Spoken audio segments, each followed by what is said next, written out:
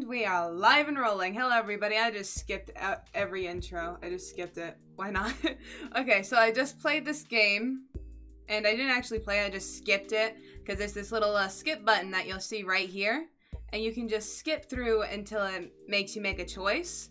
And so that's what I did. And what we're going to do, since we want the Robert ending, is we're going to have to deny him the sex. So we cannot bang Robert in order to get his ending. So, that's what's happening. So let's say hello to everybody in chat.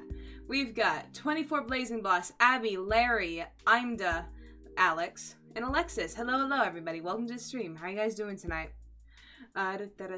This wasn't a scheduled stream. This is just because I wanted to. Because this game is fun, and I really wanted to play more of it.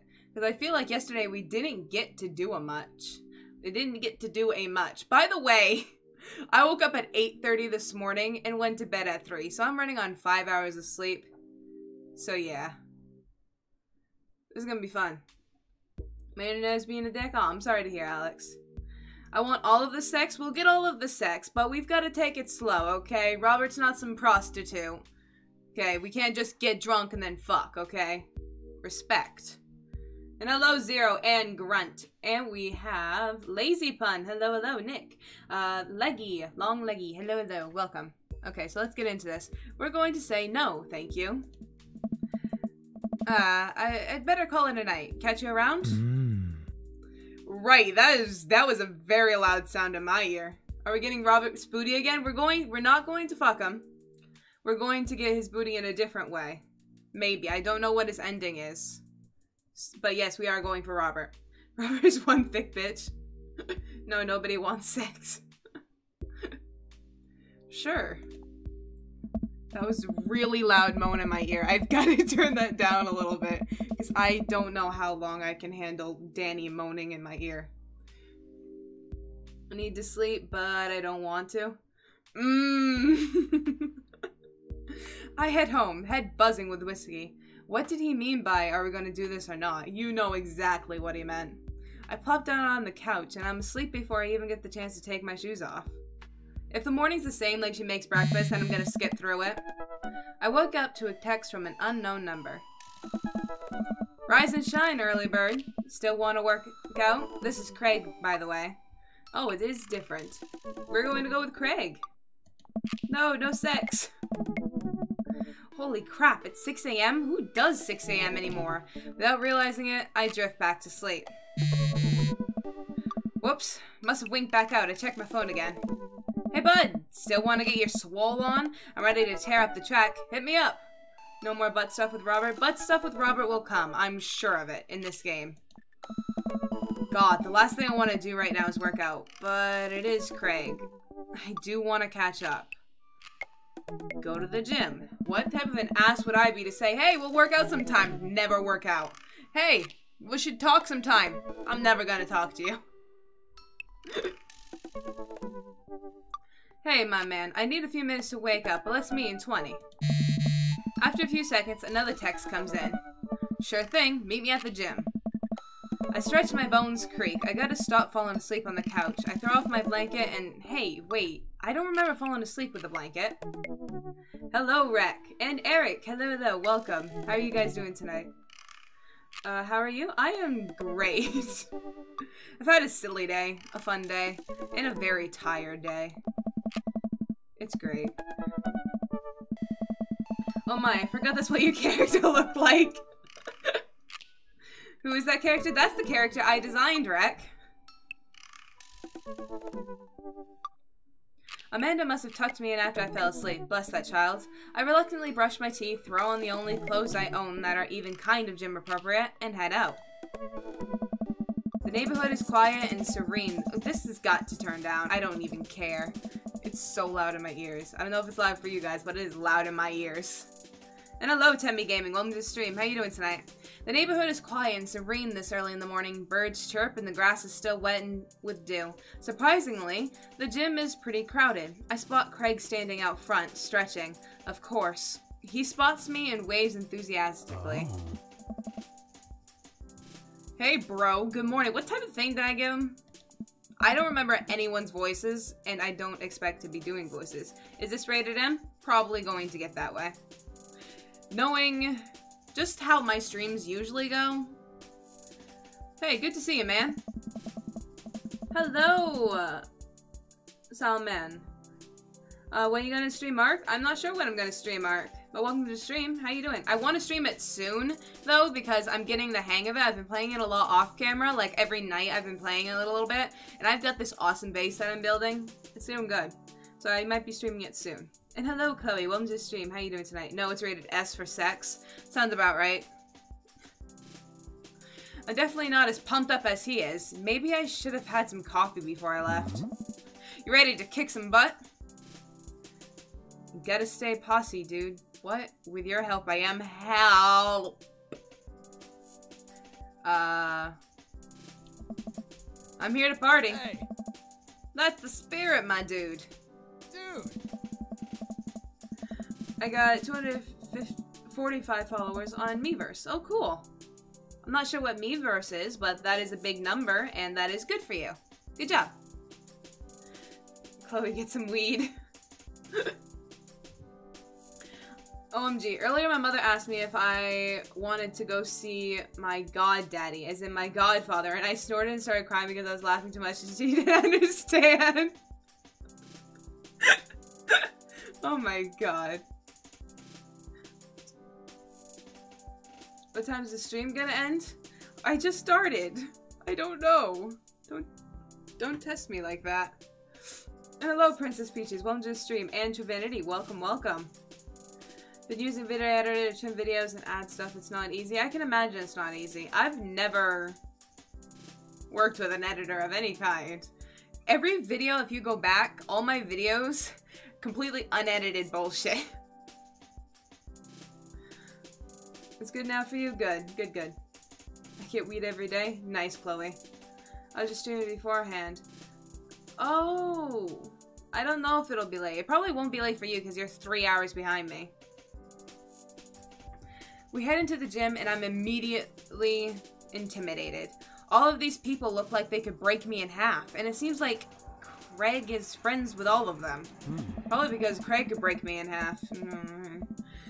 Miiverse is like what you use on the Wii U and the 3DS. You can post oxen pictures and drawing. Oh, that's cool, Temmie. Awesome. High fives and finger guns. All of the cool jocks in the room. They look like they could and would steal my lunch money to spend on protein shakes. Oh. Come on, bud. Let's warm up. We head over to the treadmills and start walking. Okay, I can walk. Walking is good. This is a decent place to be. Walking. So, I know we are on treadmills. Yes. And those over there, ellipticals? Very good. What is all this other stuff? Craig laughs. Craig can break me in half any day. I feel like Unikitty would say that as well. I could give you a tutorial how to use the software to edit videos. Well, I don't make videos anymore. I probably should go back into them. Tyler, hello, welcome to the stream. How you doing tonight? It's been a while since I've seen you, bud. How are ya? My sub goal is to reach 100. That is awesome. Keep at it, Timmy. You can get it. And hello, Sully. Welcome, welcome. How are you? Hey. Craig laughs.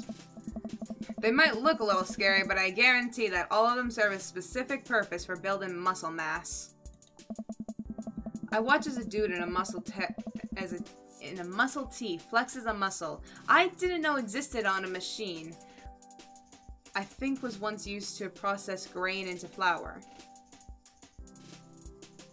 I am extremely tired and my brain did not process that sentence correctly.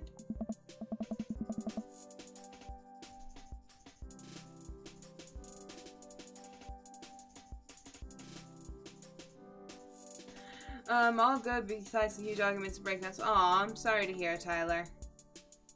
Notice you either call me Precious Peaches, which is correct, or Princess Peaches. Do I really call you Princess Peaches sometimes?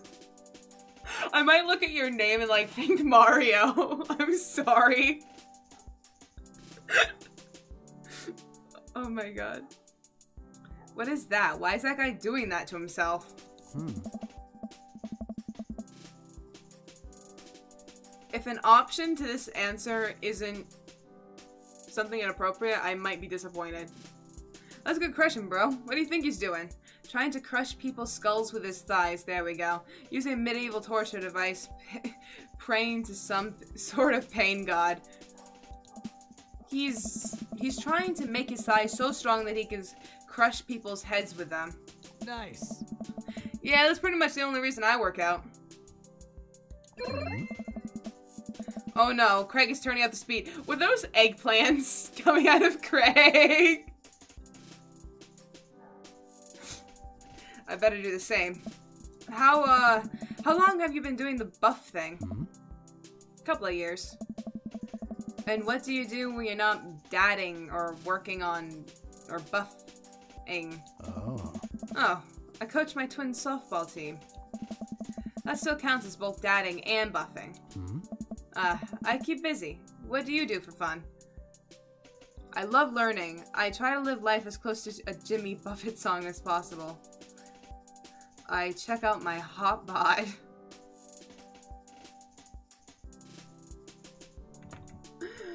Craig can crush my skull with his thighs any day. Jesus, leggy. Hello, Element. Welcome to the stream. How you doing tonight? Why is this again? I don't know. Why not? I'm watching a movie called Daddy Daycare. It's so funny. I've heard about that movie. I've never watched it. My sister said it was funny. I love learning. I try to educate myself about the world around me. I'm like a sponge for knowledge, soaking up all that intellectual content. You know, history, the paranormal, wilderness survival, aliens. Mostly those things. Hello, Paper Mario. Welcome, welcome. How are you? So, you watch the History Channel too, huh? Yes. We're jogging now. Oh, God, we're jogging now. I look over to Craig, who hasn't even broken a sweat. How is he doing this so effortlessly? I'm dying. I can feel my life force draining through every orifice of my body. Me. Hey, remember when my fish died in college? No. I don't like this story.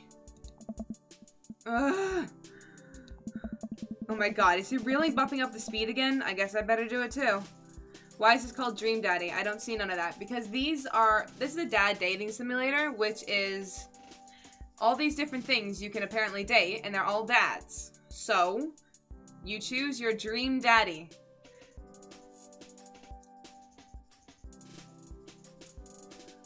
Eggplant emoji, so, okay. That's when I found the weird side of YouTube.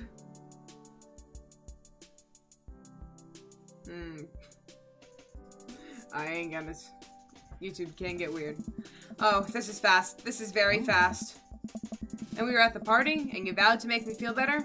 You tell me to create a distraction, so of course I do a sick keg stand and get everybody cheering. And then I... try to steal a fish from a fish tank at a party with my bare hands like an idiot. Hey. And then you drop the flesh and it's flopping around and you panic. So you run up to me post-keg stand with a dying dirty fish in your hand that you scooped off the ground and you're yelling at me that we have to leave. Hey. So we're running out of a frat party with a fish and trying to give it mouth-to-mouth resuscitation. Fuck me. And we get home and get him into a bowl of water, but the prognosis was grim. And the next day, he's alive and well. Bro. They never did catch the great fish thieves of Grand Ridge U. And they never will. I seem to be dying. I shoot off the edge of the treadmill to crash into a wall. Jesus, that hurts. There's a guy shoving his whole...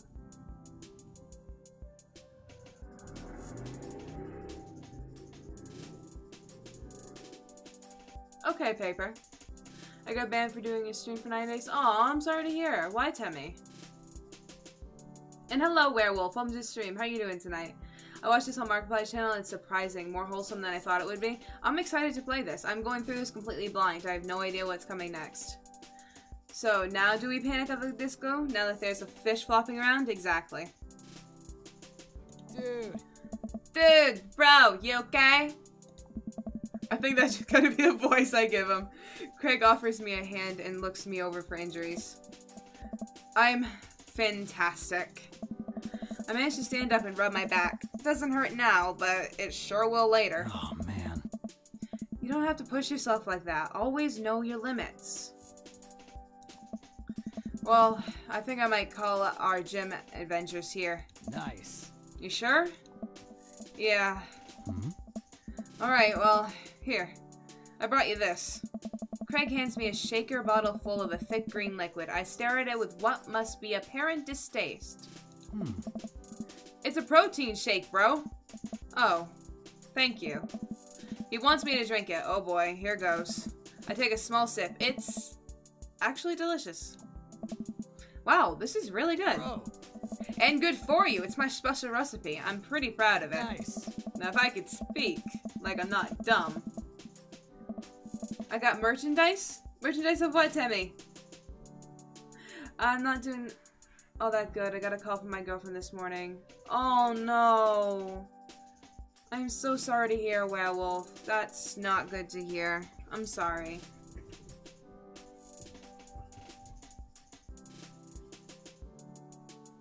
I'm sorry to hear that. What should I play? Whatever you want to play, Paper. What 3DS game beats fucking me? I don't know what a 3DS is. A special recipe? Don't ask about a secret ingredient. We know exactly what Craig's secret ingredient is. Don't think like that. It's fucking celery. Let me know if you ever want to work out again. Maybe we can try running around the neighborhood if treadmills aren't your speed. No pun intended, bro. Pun intended. We know you. Good one. Well, I'm gonna put some ice on this everything. I'll see you around. I leave the gym feeling ashamed. Craig used to order delivery from the pizza place across the street from our dorm, and now he can run circles around me. Literally. Man, I gotta work on this dad bod. And hello, Justin. Welcome to the stream. How you doing? I'm still here, just lurking. Alrighty. I'm gonna go hunt for food, and then I'll be back. Alrighty, Leggy.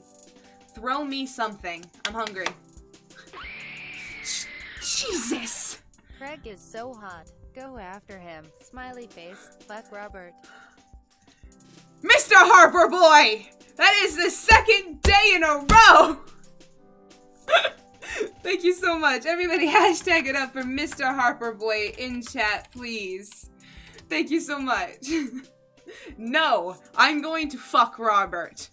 Not in the way you want me to fuck Robert, in the way I want to fuck Robert. We're gonna fuck Robert. I don't want to fuck Craig.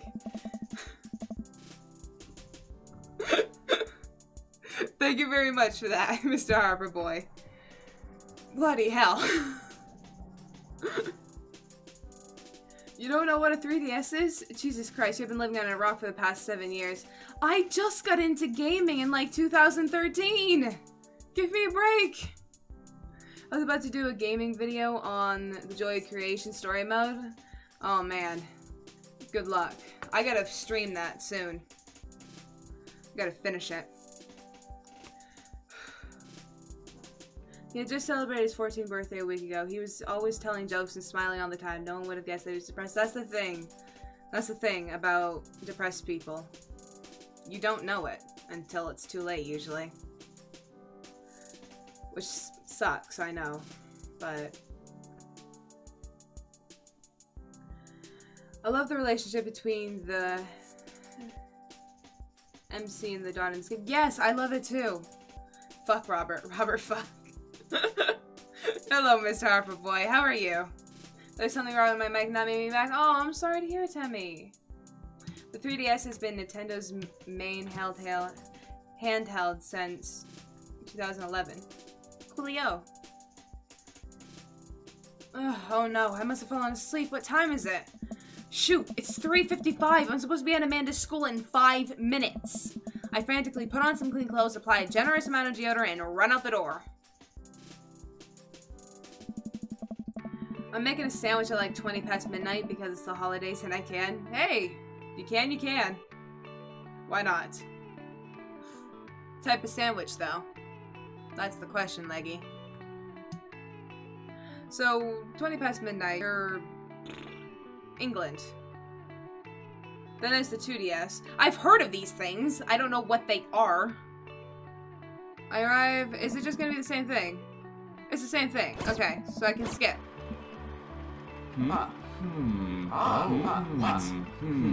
All the sounds. Hello, Ben Cope. Welcome to the stream. How you doing tonight? Hey, It's the same thing, so I'm just skipping. Oh, let's go to the mall.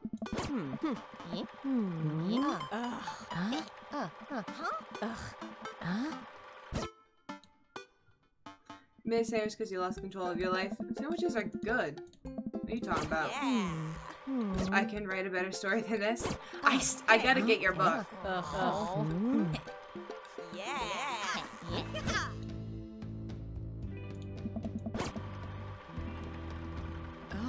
Hello, Vamp Daddy.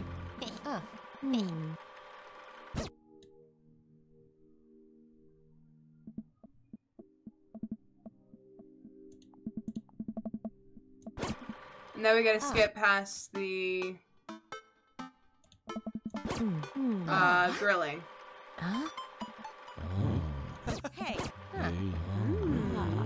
Hello, Mary. Bye-bye, Mary.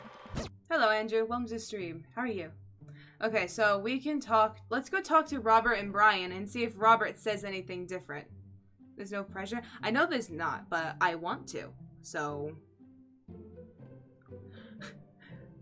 are you guys turned on by fidget spinners? I don't know.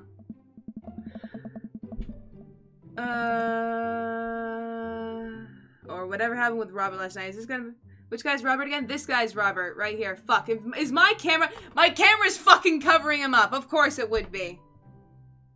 Fuck Robert. We're gonna fuck Robert. We're gonna. Not the way you want to, but we're gonna. This guy right here, though. This is Robert. How come you always do stream? Because I'm a streamer? Hello, limited time gamer. Welcome to the stream. How are you doing tonight? Hello, when you said we're gonna fuck Robert, my girlfriend walked in and said, what the fuck are you watching? Oh no, they caught me staring. Oh no, Brian's waving me over. I'm gonna see if they say the same thing. Flash smile and walk over to them. Hey, guys. I feel like this is the same thing, yeah.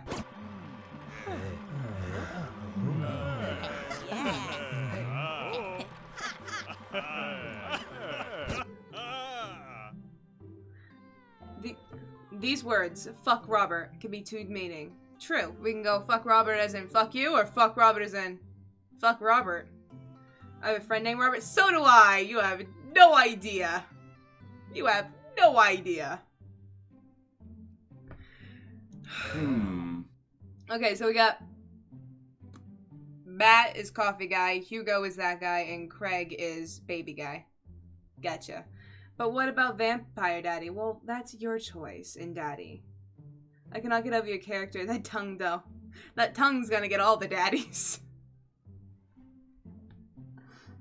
I'm just gonna quit. I got fucked by Bonnie. Did you enjoy it? Matt and Hugo seemed to be embroiled in an intense discussion. Craig looks on, smiling politely. I walk over to say hello. Who did you go off the last playthrough? We're trying to go for Robert. You just date all of them? We could. We're still going after Robert, yeah. It would be funny if your friend Robert was watching your stream. He came into it last night. Luckily not while we were actually fucking the guy named Robert, because I'm pretty sure I said some stuff that I would not want my friend to have heard. There's a giant sausage fest? Hell yeah. No, I am a man. Doesn't mean you can't enjoy a nice fuck from Bonnie. Please change the way about the donations. It's creepy. I like them. I'm probably gonna change the GA after something Outlast related though, because Outlast. Then Amanda will have 8 dads. Yes. Massive Sasha fest. That was the most awkward moment in my life. Well, I don't think it's fair to try and compare two art movements like that. Periods in art only exist because there is a unique byproduct of the social and political climate of time and place, and try to take something like, say, the what? Period and compare it to the postmodernism in America, you're completely disregarding the context in which a work of art is created. Matt and Hugo seem to be so busy talking that they don't notice me. Craig leans in. Dude, I have no idea what's happening. I am baked as fuck. Hello, Tiger. Welcome to the stream. How you doing tonight? Sorry I'm late. You are never late to a stream. What about the redheaded guy? Is there a redheaded guy? Did I miss something? I returned with peanut butter and jam jelly? I don't know, sandwich. Well, what flavor is the jam jelly? Can you just dab? I'm not gonna dab. No. Just do a gangbang! No. Let's talk to Craig. I turn my attention to Craig, who seems a little more attentive to my... Why are you guys all on Craig's ass, by the way? It's strawberry flavor? Well... I don't like strawberries. How'd resistance training go the other day? Because you deserve it. Thank you very much, JC. Everybody hashtag it up for JC, please. That's very nice of you. Thank you so much. Got me again. I don't expect that sound when I'm playing this game. And I don't expect it ever. So every single time it's gonna get me. Fuck me. Thank you so much. That was very nice of you. Thank you for refusing to dab. You're welcome. You're gonna fuck them all? Let's fuck them all.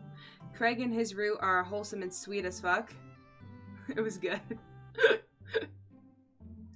Well, we'll probably do each route at some point. We'll probably do each route. Because you guys have already expressed that you guys are down for seeing the routes. I'm allergic to strawberries. My sister is allergic to strawberries. Doesn't stop, but my other sister loves the fuck out of strawberries. Like, the way I would have lemon or mint flavored things, she likes strawberry flavored things.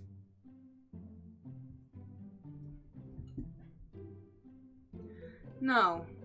No, Paper Mario, no. No.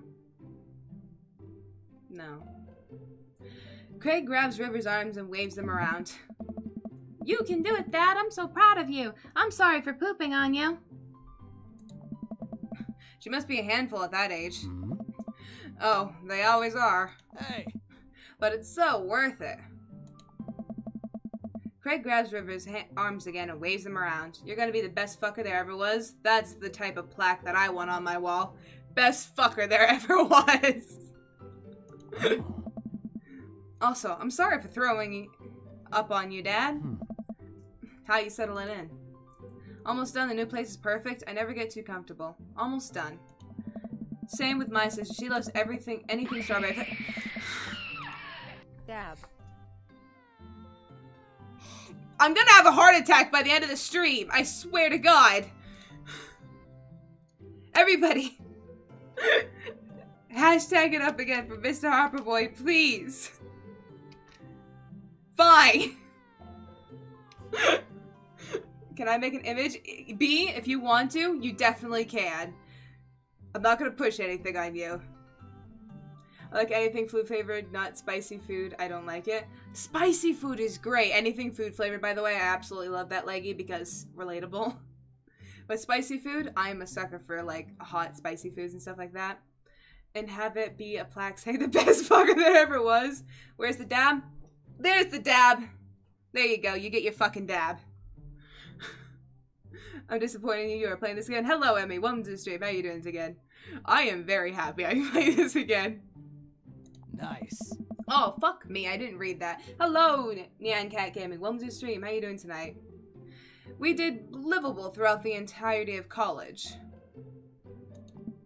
Yeah, my goal was for Amanda to live the sort of life that didn't involve eating spoonfuls of ranch dressing as a palate cleanser between different types of pizza.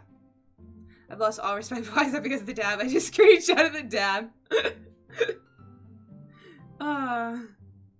B, I'm gonna go get some ice cream. B, share. Run. Bring it over. JK, no, you shouldn't have been just joking, because I'm with you. Still does, though. Hey, she takes after her dad. Dominique, how are you liking the new neighborhood? It's pretty nice. Everyone's been super friendly. Hey. Seems like your daughter is fitting in just fine. I can't do guy voices. This is terrible. I can't do voices. They all sound like my own voice.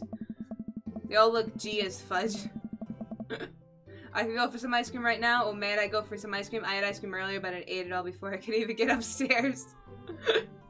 Also relatable. Everyone wants ice cream. I want ice cream now. Guys, why do you do this to me? Very friendly in the bed. Oh my god. Matt points across the yard to where Amanda, Daisy, and another young girl are playing. They're all sitting cross-legged in the grass, picking weeds and weaving them into little flower crowns. It's pretty adorable. The girl I don't recognize jogs over to us. Hey. She almost looks like Clem. What is it, sweetheart? It's a flower crown. I thought you'd look cute in it. Oh. Well, there's only one way to find out. Matt takes the flower crown and places it on top of her head. Hey. Am I cool now? The girl stares at him, thinking it over. Nope. But you're slightly less uncool than you were before you put it on. Hey. Dominique, this is my daughter. Hello. Hello! I'm Carmencita. Nice name. You look so cute. Oh my god, I want to pinch your cheeks. Welcome back, B. Amanda comes over with Daisy in tow. Dad, look! I'm making friends! Are you making friends? You better be making friends. Yeah, actually, Amanda, you remember the cool barista from the coffee shop and my old college friend? And, your teacher? Hey.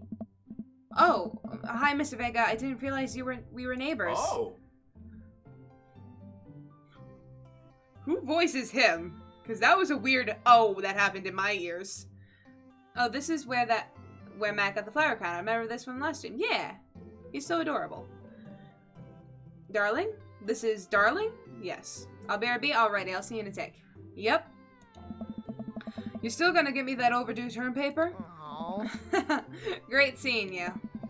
Amanda finger guns away out of the conversation like a champ. She learned the finger gun moves from me. I'm very proud. Oh. She's definitely a charmer. Speaking of which, where did my son go? Whoa. Hugo looks around the party. He must finally spot him because his eyes go wide. What? Ernest! Ernest Hemway Vega, are you smoking? Oh. Ernest is holding a lit cigarette. The O had me cracking up as well. Please make merch. I have merch. I actually have a shop. There you go. That should be the command for it. I actually didn't do a fucking thing. B did all of the art. So she gets all of that credit. Because she's just that awesome. I just got attacked by one of my posters falling down from the wall. BRB, you gotta pick it up already, Leggy. Ernest is holding a lit cigarette. Nope. I see Ernest across the way. He casually takes a long drag of a cigarette and then flicks it into a gutter. Unbelievable. Excuse me. Uh-oh. Be right back. Alrighty, Timmy. Hugo marches over to Ernest and I turn my attention to Matt and Craig. Kids, right? Oh. Man, I do not envy Hugo. The last barbecue we had, Ernest tried to shove a sparkler down Joseph's pants. Nearly burned down half the yard. Oh. And the barbecue we had before that, he actually burned down half the yard. And then it spread onto my lawn and burned down half of my yard too. Hugo walks back over to us, practically dragging Ernest behind him. Oh. Hey everybody, sorry about that. Dominique, this is my son, Ernest. Smack! Stop it, you know. Hello. Ernest looks away, sulking, his hand shoves deep in his pockets. Hello, your boy No Scope. Welcome to the stream. How you doing today? I came back from saving myself from the posters. Welcome back, Leggy. Hugo nudges impatiently. Better fucking smarten up, kid. I swear to God.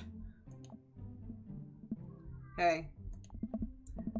Nice to meet you, Ernest. What grade are you in? Doesn't matter. Ernest! Okay, okay. I'm in 8th grade. God, are you happy now?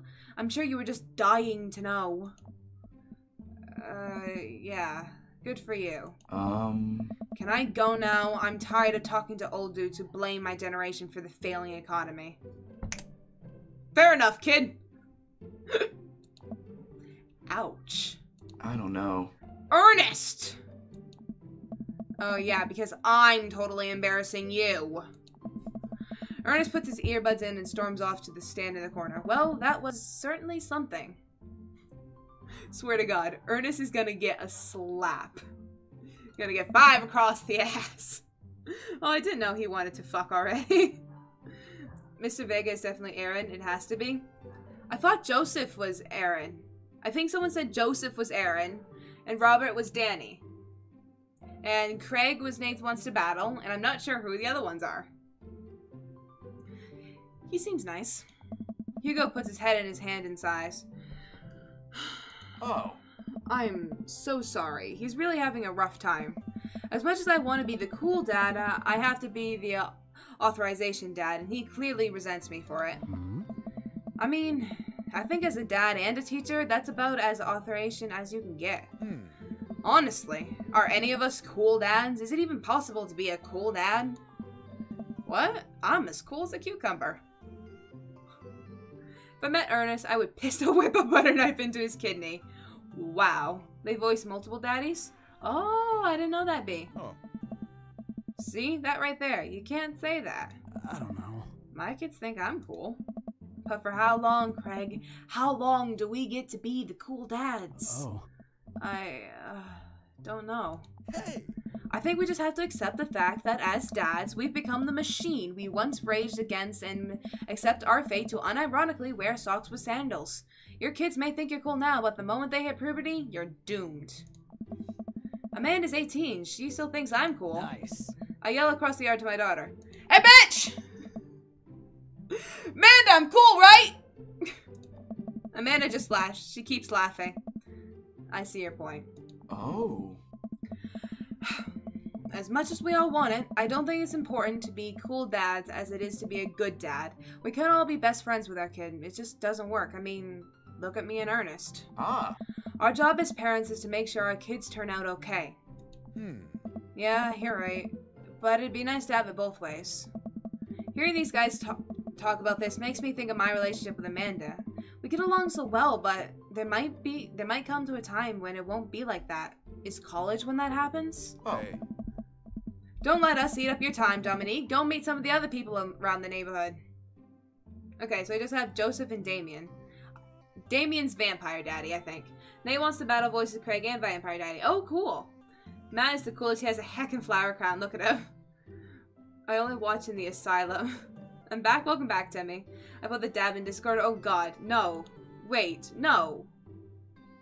No. Fuck! No! Why did you do that? Get rid of that! That's terrible. You're terrible.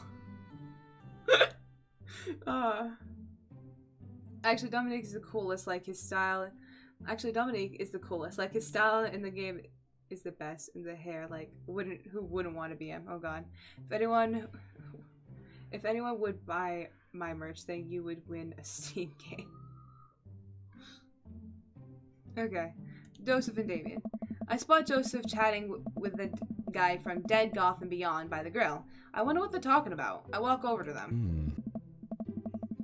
So, I'm curious. Can you walk me through why you had hand-painted your house black? Where do I even start? The house stays warm in the winter, provides an artistic contrast to the rest of the neighborhood, and it complements the crimson interior perfectly. It's definitely an interesting choice. Thank you. I'm very proud of my humble abode. I'm sorry I had it. It was a perfect moment. Fair enough.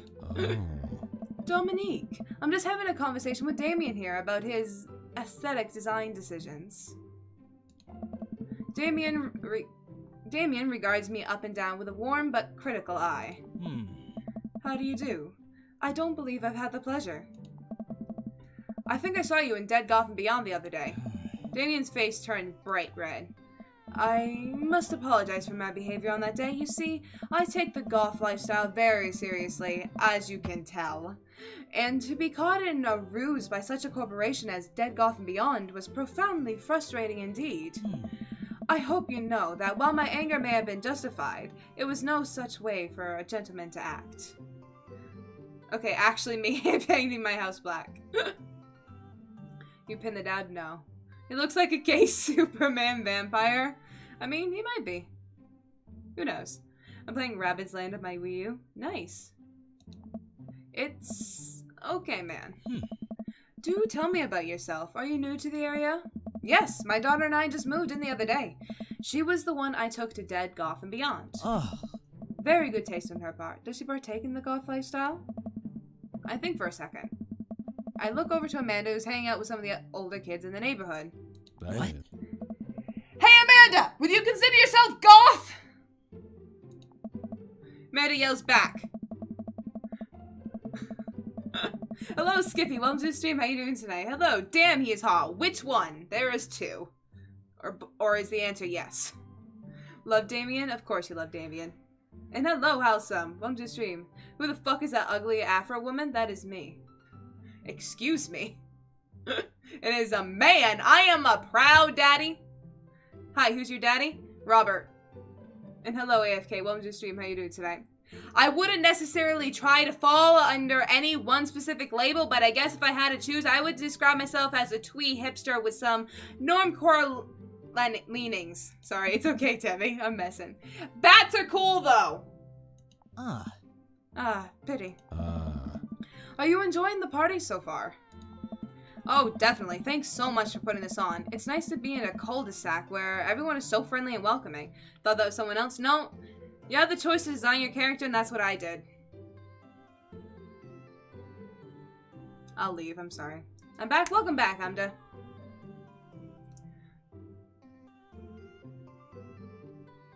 No, we didn't, Justin. I would be a potato. If there was a potato choice, that would be me too. Amanda walks up to the conversation.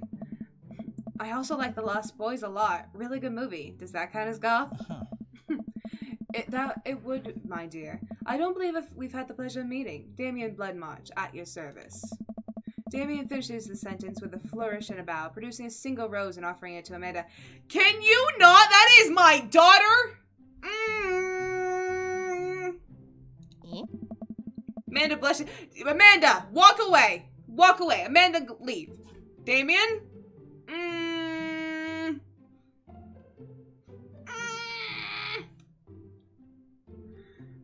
Oh, let me have my fun. I'll be right back, but I'll see you on stream. Alrighty, Temmie, I'll see you in a tech. Congratulations, Paper. How much stuff can you stuff in a stuffy and stuff and stuff and stuff? I don't know. How much stuff can you stuff in a stuffy and stuff and stuff and stuff? Name is Alex? That it is. Damien, calm down. That's my fucking daughter. Hello, Sanja. Welcome to the stream. How you doing tonight? Becomes a potato with an afro, my spirit animal. Becomes a potato with a horrible mop on the head. That is my spirit animal. That, though I'm dead. I'm sorry, B. Rip B. I sexually identify as a door because everyone is always touching my knob. That's amazing, Limited. Damien wants Amanda's booty. And what did AFK say? Is there a chance I can play an online game with you? Well, I play Jackbox every now and then. That's fun.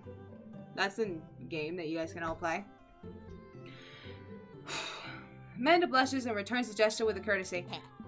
My, do you know how to treat a lady? Hey. Hello, Amanda.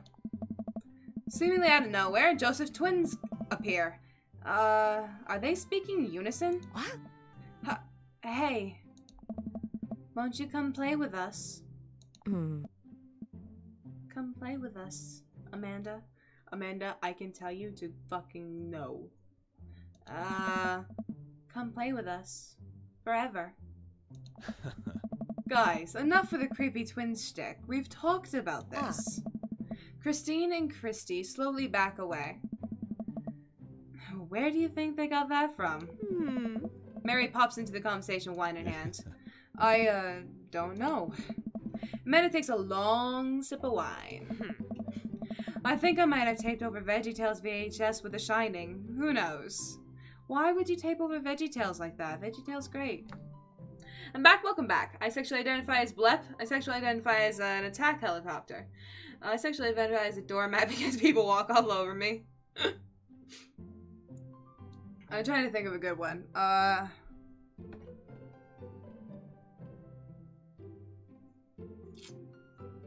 can't think of anything. mean Chick-fil-A? I've never had Chick-fil-A. She takes another sip of her wine. Are you an alcoholic, Mary? Do you need some help? Where's Krish? Wasn't he with you? Said beep beep, I'm a sheep. You had him a moment ago. He's probably stuffing dirt in his mouth. He'll be alright. Toddlers are pretty resilient. Mary tips her glass to me. Ain't my first time to the rodeo. How is Carl? The one time I don't bring over Carl and Blep, the one fucking time, is the one time everyone's asking for him. Blep, Carl, get your fucking lazy asses over here. You fucking tits. We just stay home and lie around. I think everyone has seen VeggieTales, even if they aren't religious. Yeah, I watched VeggieTales and I wasn't. VeggieTales, VeggieTales, VeggieTales. Where the fuck is my thing? I've never seen VeggieTales. Don't hit me. No, I'm not.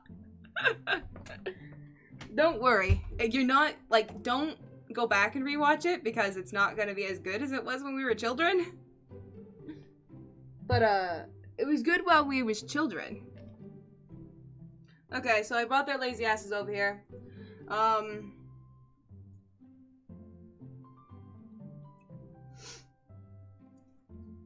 We got Carl. He still has his hat on. Because llamas with hats. I absolutely love this guy. Love him so much. I sexually identify as a Pikmin? Good for you. Fuck his hat! Don't fuck his hat. His hat fell off. The band teacher looks like the tomato when he plays the trumpet.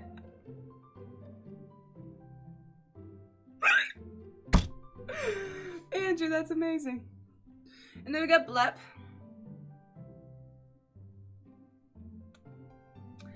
Hello, Scoots. Welcome to the stream. How you doing tonight? In Ark, I'm gonna rename all of my dinos and add tits to the name. Skippy, why? I am a bad example. Sexually identify as an air conditioner because I'm so cool. I let off a breeze. Tiny little Blep. Oh, and Carl is so cute. I love them both to death. You guys stay over there. It's my fifth. Give it a rest, buddy. I have squeezed 4 little... Sweetheart, do you do me a favor and please find Krish? That would be great. Oh my. What do you call a lesbian dinosaur? Lick-a-lot-of-puss. Yeah, I know that joke. I fucking love it too much. I'm sure he's fine. Mary. Okay, jeez. Mary finishes her wine and wanders off. Dad, can we go now? Ah, Damien. Have I introduced you to Dominique yet? Hey, it's that punk from Amanda's school. I remember you, you little... Whatever. That's no way for a young man to speak to his elders. Be polite. Lucien bows. Whatever, sir. Lucien bows again. Mr. Christensen, may I have a veggie burger, sir? Coming right up, bud. Are you vegetarian? Yep. Make that 2 veggie burgers. Did you know that some people in the Victorian era were vegetarians? They described carnivorous type people as bloodlappers. Dad. That's really interesting, Damien. Joseph turns to the grill just a hint of a tattoo peeks out from underneath his sleeve. I can't believe I didn't notice it before. It looks like the bottom of an anchor. If I had to bow to everyone, I'd be like, fuck this. I would gladly bow to everyone. Hello. Omar chooses me a measly Pikmin to succumb to extinction. I love every second of it. Good for you. The amount of sir being said is reminding me of Hamilton. Alright, can we fucking confer, sir? Yes, Hamilton! I love Hamilton so goddamn much. Are you Aaron Burr, sir? That depends. Who's asking? Oh, well, sure, sir. Thinking, I fucking hated it. We fucking confer, sir. Joseph, fuck me. I already read that. Whoa, is that a tattoo? Wow. Yep, I wasn't always a youth pastor, you know. That's so cool. Want to see mine? What? Hamilton, yes. Okay, I gotta bust it out again. I feel like I gotta bust it out again. I'm gonna bust it out again. Where the fuck is that painting? Where is this painting? Also, I gotta shut my door because people are really loud downstairs. I got my painting. Okay, I'm coming over. I feel like I gotta bust this out again, because why not? Sexually identified as an attack helicopter because since I was a boy, I dreamed of dropping...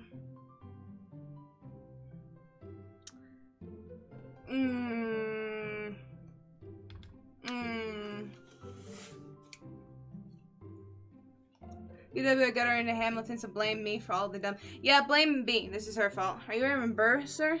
That depends. Who's asking? Oh, well, sure, sir.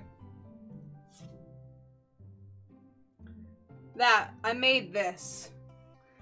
The camera doesn't fucking do this thing justice, and it's so goddamn shiny. This gold paint that I'm using is so fucking shiny, and it took like 15 layers to even get it to show because it's so like transparent. But it looks a lot better in real life. I like translating Lafayette's part in Aaron Burr to English, and it's hilarious. I fucking need it. Fucking buy it. Who knows? This might go away tomorrow at my art fair. My mods Paragon. I dropped some mods, Cotter. It wasn't just you. Fangirl testifies. Oh, thank you. And hello, Firamutsi. Welcome to the stream. How you doing tonight? Actually, where can I buy it? I need... Have you won a giveaway? I've won a giveaway before. I have won... Fucking my, mouse pad that I currently use was won in a giveaway. I was in Rathea's 12-hour charity live stream, and I actually won a mouse pad. So that happened. Then I won another giveaway at CGG stream, but she was giving away a fucking PS4 game, and I won it, and I'm like, get me out of there! I can't have that! I don't have a PS4! I won a bike once in a raffle. That's awesome, Skippy. Everyone in my band class calls the trombone the tromboner instead. I would. I would. I'm working on getting my Facebook up so I can actually, like, sell my paintings, like, for real. Anyway. Lucian pulls back some rubber bracelets, revealing a lopsided 666 in black ink. I heard those hentai mouse pads were really good for your wrists. The one where there's boobs? Fake boobs? Probably get one in my lifetime. Not even kidding. The trauma erection. My buddy gave me a stick and poke tattoo last week. I think it's healing up pretty good. Lucian! We'll talk about this later. That's pretty cool. What's the significance of the tattoo? Yeah. Told her to take me out as well. I remember that, Firamutsi. I'd buy you paintings. They're pretty good. You're talented. Aw, thank you very much, Andrew. The anti-hoop tits actually are good for your wrist. I imagine they would be good for your wrist. I imagine they would be. Oh, and I won another giveaway in Lucky Ducky's stream. Because she was giving away, fucking... It's over there. A Spider-Man for the Xbox 360.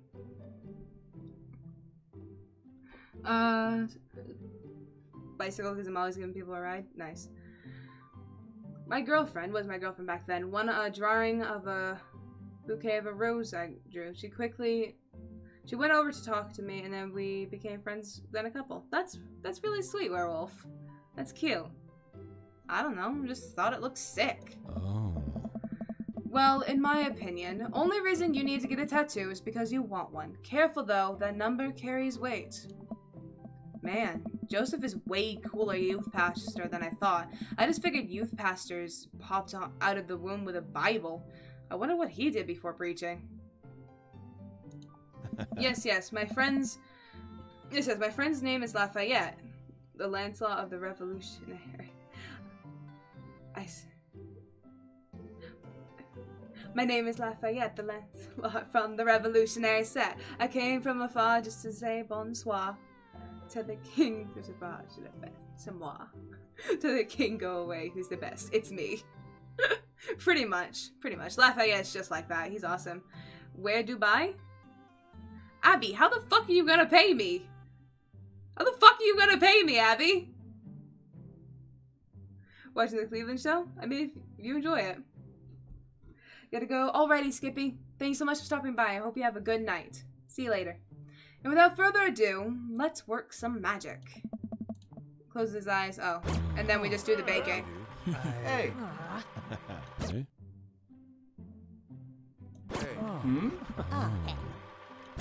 There we go. Now we're to the part where we left off last stream.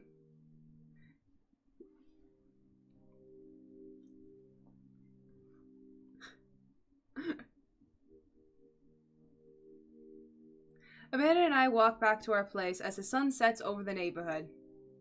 If you're legit serious about it, message me on Discord and I'll get to you. And I'll make sure I put this away for you. Or I can make another one. How much are you selling your paintings for? It depends on the size and what they are. Because I do abstracts and I do things like this, which are silhouettes. And it depends on the size and stuff like that. The cleavage show? That sounds like a nice show. Man and I walk back to our place as the sun sets over the neighborhood. Pretty fun party, don't you think? I mean, I got a burger in me. I felt like it was a networking event. I wish I could have been playing Paranormal Icebreakers. Sweetie, if I can impact any sort of wisdom upon you right now, and not that this was a bad situation, but if you're ever in an uncomfortable situation, always look for the silver lining. The silver linings get you through to the other side. We ate rockin' burgers today, and it was good. My friend Charlotte sexually identifies the backpack because people are... Joseph knows his way around meat. Smack Amanda. Why? Why do we want to smack Amanda? Wish I could draw such paint that good. Oh, my drawings suck. No! They do not, werewolf. Do not. Stop. Amen. Well, hey. At least you met some other cool dads. You should hit them up on Dad Book. Maybe I will, if I could ever figure out how social media works. I have a good feeling about this place. Me too, Dad. Why not smack Amanda? Why smack Amanda? She is our daughter, and she's been nothing but awesome this entire time. I love her. She's my child. Literally and in the game. She's not literally my child, but she is my child. You know what I mean? You know what I mean. Amanda and I arrive home with the remnants of our veggie plate. Seems like nobody was really into the cauliflower. Any big plans for this evening? Actually, yeah. I'm going out with some friends. Oh. Is she better than Clem? No one's better than Clem. I'm sorry. Is that okay? Of course. Just keep me posted and be home before midnight. You got it. And be careful. I will. Make good choices. Of course. And call me if you need anything. Dad, you're not gonna do the thing where you wait silently for me to come into the living room with all the lights off, are you? What? No, I've never done that, and I will never do that. Okay, do you have plans for tonight? My plans were kinda to eat ice cream and watch TV with Amanda, but I'll find something else to do. I wanna see your paintings. Just give- No one wants to give Amanda the fuck! Stop it, Limited! Do you ever think about doing a cooking stream? Absolutely, Andrew. Absolutely. Like, when I get into my own apartment, I would love to do, like, cooking and baking streams. That would be a blast. And then, like, maybe in between, it would be, like, Jackbox games. Like, in between would be, like, while something's baking or something. It would be so much fun. I've given it so much thought. I've been wanting to do one for so long. It would be so much fun. And also, like, an art stream would be fun, too. Where I just hang out with you guys and I paint. I gotta go. I'll try and catch the stream later. Alrighty, Werewolf. Thank you so much for stopping by. I hope you have a good night and enjoy your dinner. And I'll probably, as I said, I'll take better pictures of my paintings, post them up onto my Facebook page that I have for my paintings, and then I'll post my Facebook page up into, Discord, and you guys can check those out. And then if you want, you guys can message me on Discord or whatever if you want to actually purchase one. Really want you to do one. That would be so cool. If you're really serious, as I said, message me, and I do commission work. I do mainly like silhouettes and stuff. Dummy's the new Bob Ross? No. Lucky Ducky is the new Bob Ross. If you've seen Lucky Ducky's paintings, she is so talented. Working some stuff, see how long you can sleep for, throw a party. A real rager. All the other dads in the neighborhoods are invited. I'll see if I can get you a spot on the list, but honestly, it's looking tight, and you may just have to wait in a line. I know the guy at the door. I'll get in no problem. I'm just relaxing tonight. Have fun, okay? Great. See you later. I watch Amanda drive off into the night. I really do hope she has fun. I plop down in front of the TV and put on some Wine and Dine Mastermind with celebrity chef Gavin Chapman. Looks like Gavin's making a roasted rack of lamb with rosemary mashed potatoes. I'd love to be able to cook like that. Although, I think if I was actually good at cooking, I'd use my powers for evil. Like, just making baked Alaskas all day instead of any food of real nutritional substance. Hopefully Amanda doesn't get gay. Why do you guys want her slapped? Why do you want Amanda to get the fuck? And why are we mentioning gangbangs with Amanda? I know she's legal, but damn, she is my daughter. Man, Gavin Chapman just caught that thing on fire, but he meant to do it. What a professional. I lose track of time as I blaze through several episodes of Wine and Dine Mastermind and also one episode of some cooking show called Meat Hell. I'm not even sure what that one was about. It was just a lot of yelling. I glance at my watch. Man, it's almost midnight. I should check in with Amanda. I send a text. Amanda's a hottie and she's rocking a jacket. I mean, she is adorable. Hey kiddo, you good? I wander to the kitchen as I wait for a reply. Amanda's phone is almost always in her hand, so I'm sure she'll respond soon. Unless she's driving home now, in which case I hope she doesn't respond soon, because I definitely taught her better than to text and drive. I reach into the freezer and grab my ice cream sandwich. It's a little late for this, but I think I earned it after a long day of socializing. I checked my watch again, and then my phone. Nothing yet. The character sexually identifies as a thief because he's stealing people's virginity. There you go. Okay. See, now we're technically, though, they're all dads. I don't think I'm stealing anyone's virginity. Might have to come up with a better one, Limited. I did like it, though. Okay, see, now I'm worried. Do I call her? Do I call the cops? No, it's too soon for that. I'll just send her a gentle reminder text. What's up? Half an hour passes. Now I'm really worried. The episodes of Gavin Chapman's Meat Hell are not only not my anxiety, but possibly... What the fuck are these words, man? I am running on 4 hours of goddamn sleep. Exasperating with all the yelling, so I keep pacing around the house, waiting for her to come back. Why didn't I find out where she was going? Who was she even with? Why don't I know any of her friends' phone numbers? Why don't I even know any of her friends' full names? Who is Emma P? I decide to send her another text. Amanda, please text me and let me know you're okay. I can't help but think of all the awful things that could have happened to her. Oh, thank God, it's her. Amanda opens the door and shuffles in. Finally, she's back home. I'm glad she's okay. What's up? Sweetie, thank God you're safe. Yep. But now that I know she's okay, I'm really mad. Why didn't you answer my texts? Amanda pulls her phone out of her pocket. Oh, whoops. Guess I didn't see those. She starts to walk to her room. Amanda Ann! Whoa, we're pulling out the middle name now? Amanda, you came home in half an hour after your curfew, and you don't respond to any of my texts. You really freaked me out. I was about to call the cops. Dad, you're seriously overreacting. You're not gonna be like this when And reconnection should be successful. It should be coming back, and we are back. Hello, everybody. We're back. We're back. We're back. Don't you love OBS? fuck yourself. We're back. Yep, we're back. Refresh if you are not back. Refresh. I should say that into chat. Refresh if you are not back. Because I am. There we go. I have a right to be concerned. You're my only daughter. Well, I can't give you a play-by-play of everything I do all the time. I'm 18. You shouldn't even be giving me a curfew in the first place.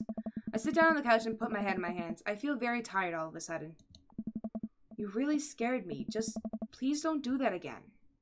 Oh. Oh. Alright. Please don't make those sounds in my ears, Amanda. You are my daughter. I don't want to hear those. I'm gonna go to bed now. Amanda closes the door to her room and I head to mine. Jeez. As I've fallen asleep, one thing she said keeps echoing in my mind. You're not going to be like this when I go off to school, are you? I definitely didn't sleep well last night. I brew some strong coffee and make some scrambled eggs for Amanda as a peace offering. She eventually wanders into the kitchen. Hey. I thought about what you said last night. Huh? I should have texted you. I said I was going to do it and I didn't. I honestly didn't even think about it. I'm really sorry, Pops. I won't do it again. Well... Hello, Reckless! Welcome to the stream! How are you doing? You drunk off your ass? And hello, Astrid! Anti-Reckless Ray. Welcome, how are you? Boy, hello, hello. Welcome with the Anti-Reckless Raid. No booby raid? I'm sorry for freaking out on you. I trust you to make good choices. Good. Tipsty. No, I like Tipsty better. I'm sorry for freaking out on you. You're an adult now. I shouldn't have gotten so worked up. Team Fakuk? I forgot that I named my character Fakuk. Shit! Now we're coming in with a movie raid. So then me and Boy and Reckless is loaded. That's fine. Team Fakuk. Mana gives me a hug. Want some eggs? You know it. Sprinkle some cheese on them? Already did. Yes. Yes. Bless you. Team Fakuk? Yeah, that's because I gave my character the last name of Fakuk. It's because I wasn't creative. Amanda scarfs down the eggs in the time it takes me to watch the pan. Alright, I'm off to school. Smell you later. Wait, one more thing before you go. Huh? What? What's Dad Book? Aww. It's a social media platform. Wait. What? What's a social media platform? Dad, I have to go to school. Come on, Amanda. I'm an old man. I can't put together a Dad Book profile on my own. Alright, I'll help you sound interesting on the internet. Amanda spends the next couple of minutes setting up my profile on Dad Book, which, as it turns out, is a place where dads can get together and talk about fatherhood. Fakuk is an international franchise. You better be pulling on my leg. Aww. Alright, Pops, we gotta fill out your profile. Let's get some likes and dislikes. Oh my god, oh my god. This is so cool. On a Friday night, you are most likely to polish and sort my coin collection, Netflix and grill, baby, fall asleep watching the History Channel, torment my children with dad puns, sink into blissful oblivion. If you had one thing to take with you onto a desert island, what would it be? My trusted grill, a lost shaker of salt, castaway, a boat, obviously. I don't need anything, my survivor, a boat, obviously. What are your turn-ons? Strong dad arms, tennis shoes with long white socks, a well-manicured long, street smarts, Top Gear grillmanship, comfortable with crying. Dad Book should be a real thing, I know, right? Robert, we're going for Robert. Netflix and grill, I know, right? I like comfortable with crying. I'm gonna go with, street smarts. What did you want to be when you grew up? A technical writer for manuals and instructions, a salty boat captain, a pro skater who's also an astronaut, a good father, the president of space. Oh my god, this is perfect. Just get a good father. What's your favorite movie genre? War documentaries, Sean Connery's entire filmography, anything on Laserdisc, romantic comedies, whatever will make me cry, old comedies that haven't aged well, whatever will make me cry. What are these? I'm gonna go with romantic comedies. Prostitution should still be an answer? That would be amazing. What's your ideal date? Depends on the arson! I was gonna say depends on who you're dating, but fucking arson.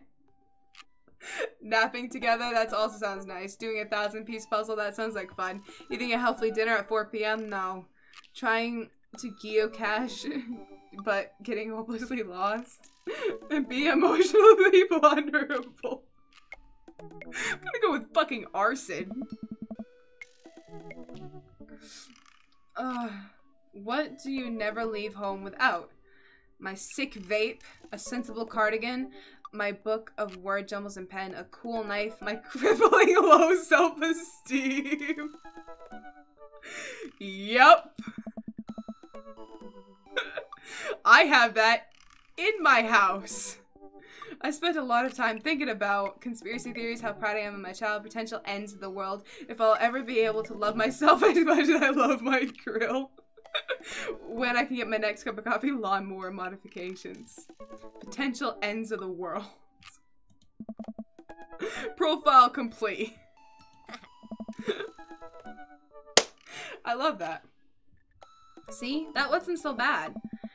Yeah, that was actually kind of fun. I could totally spend all day here just looking at people's profiles. You should message one of them, or more than one of them. All of these ads seem pretty interesting. Okay, I promise I'll make some friends. Amanda gives me a hug. Go get him, Dad. Welcome. You've got dads. Welcome. You've got dads. Choose your dad. Robert. For fuck's sake. When the internet gains sentience and decides to destroy us all, you know it'll use this information against us, right? I like him already. On Friday nights, you're most likely to make a deal in an alleyway, have it go badly. Who's the cop? Was it Giacomo? I trusted Giacomo. If you had one thing to take with you on a desert island, what would it be? A gun. What are your turn-ons? Don't talk to me. What did you want to be when you grew up? A grifter? What's your favorite movie genre? Italian neo-realism. What's your ideal date? Grave robbing. What do you never leave home without? At least 4 knives. I spent a lot of time thinking about, you ever really look into a rabbit animal's eyes? Robert is so cool. Hello, Zane. Welcome to the stream. How are you doing tonight? Wait, Amanda was helping you with that, so that means she saw you input. Yeah.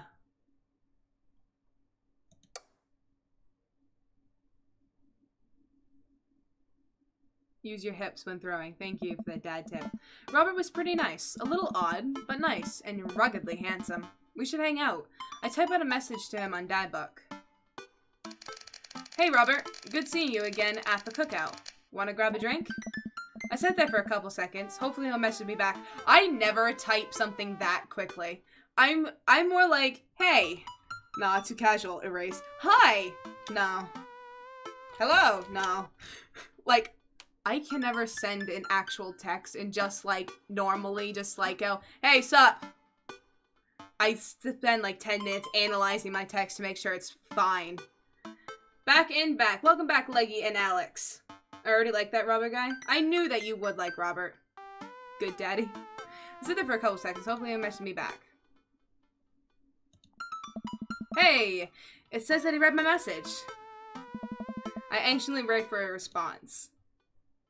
Watch cat videos. Twiddle my thumbs. I start down a rabbit hole of cat videos and Robert quickly vanishes from my mind. Fuck. I didn't realize how long I've been doing this. By the time I watched maybe my 30th cat video, Robert pops back into my head. I jump back over to Dadbook to see if he's responded yet. Nothing. Well, I guess the guy's busy. I might as well make the best of my day. That's also the worst thing. Like, it says seen or something, or you know that the person's read it and they didn't respond. It's like, it's okay. I might have said something wrong, and I definitely won't be thinking about that all day. Hey, no. What's up? No. Hello? No. I'm gonna kill myself. Perfect. Oh my god. Mood. Oh yeah, we're going with Robert thicker than a Snicker bar. I get up, walk to the living room, and then sit down and turn on my TV. History Channel, game show. History Channel. Well, Robert is a scumbag. No! Naked and Afraid, catching the deadliest ancient aliens is on. Did you guys know that there's actually a show called Naked and Afraid? Like, for real? Have you guys watched that? It's like they'll send like a couple or like 2 different people out into an island completely nude for like a few months or something, or like 1 month or something, and they have to survive. Naked and Afraid is that. And then like the deadliest catch is something. No, dude. You know he's a sexy scumbag. Yeah, it's a good show. Ancient Aliens is really good too. I haven't watched Ancient Aliens. But like the deadliest, catching the deadliest or whatever that second part. They just combined a bunch of show things together. But whatever that second part was, that's also a good one. When you're in the shower and see a spider, naked and afraid. I'm so cold. I'm so scared. At this rate, I don't think we're gonna catch these aliens by day 50. I'm having trouble following this. Ancient astronaut theorists predict that being naked makes you 10 times more likely to find ancient aliens. Some suggest that aliens are fascinated with the humans' physique, most notably the butt, for anal probing. Okay, I'm back in. I lose several hours to whatever the hell that was. Sighing, I get up and walk around the house. My stomach grumbles. Time for lunch. Huh. Well, I guess it's time for a good old chef the cook to cook a gourmet delicacy. I walk over to the refrigerator and open the door. Make a sandwich, microwave some eggs, mustard jar. Make a sandwich.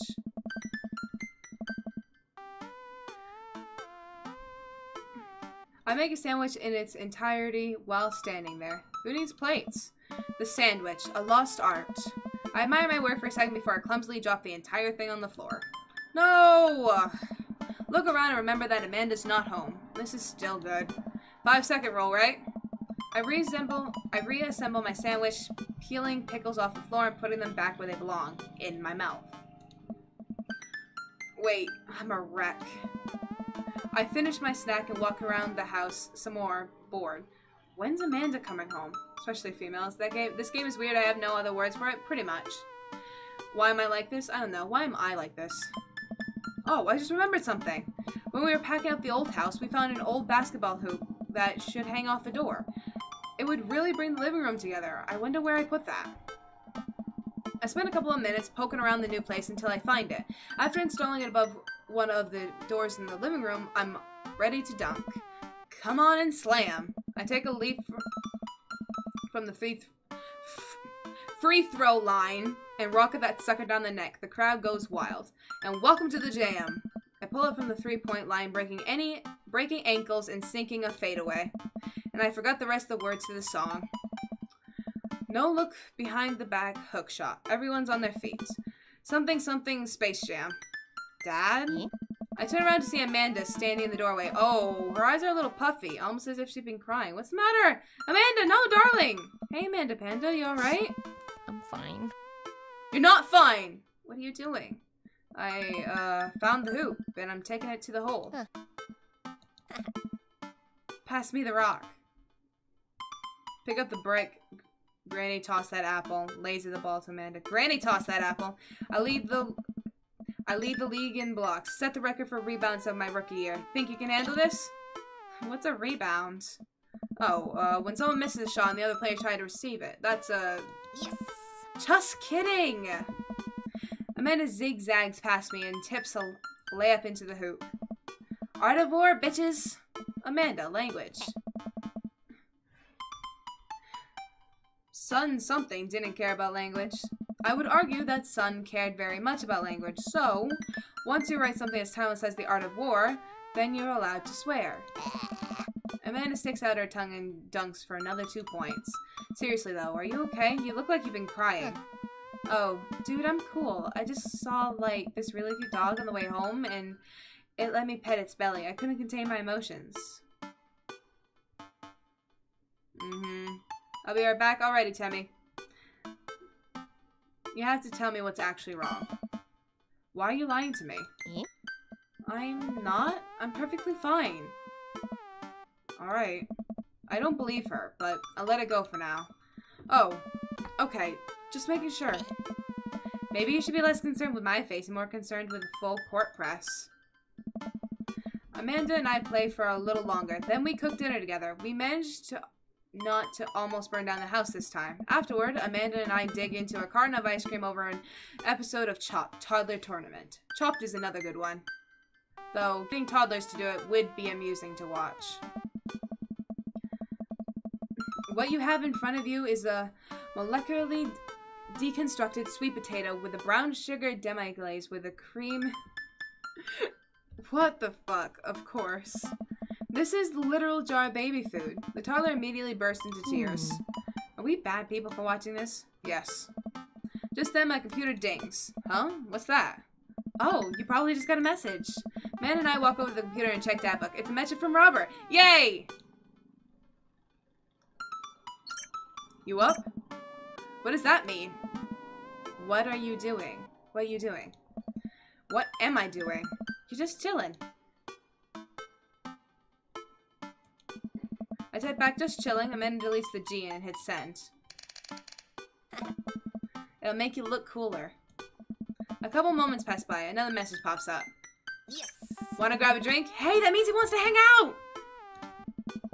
I know what that means, Amanda. But it's kinda late. Amanda's gonna slap us. She's like, you're gonna get out that door. I swear to God, Father. Come on, Pops. Live a little. I am living with ice cream and traumatized toddlers. Well, it's your life, but I think you'd have a lot of fun tonight. You're trying to get to know the neighborhood better, aren't you? Ugh, fine. I type back a message to Robert asking for details, and he tells me to meet him at Jim and Kim's. My fucking fan fell.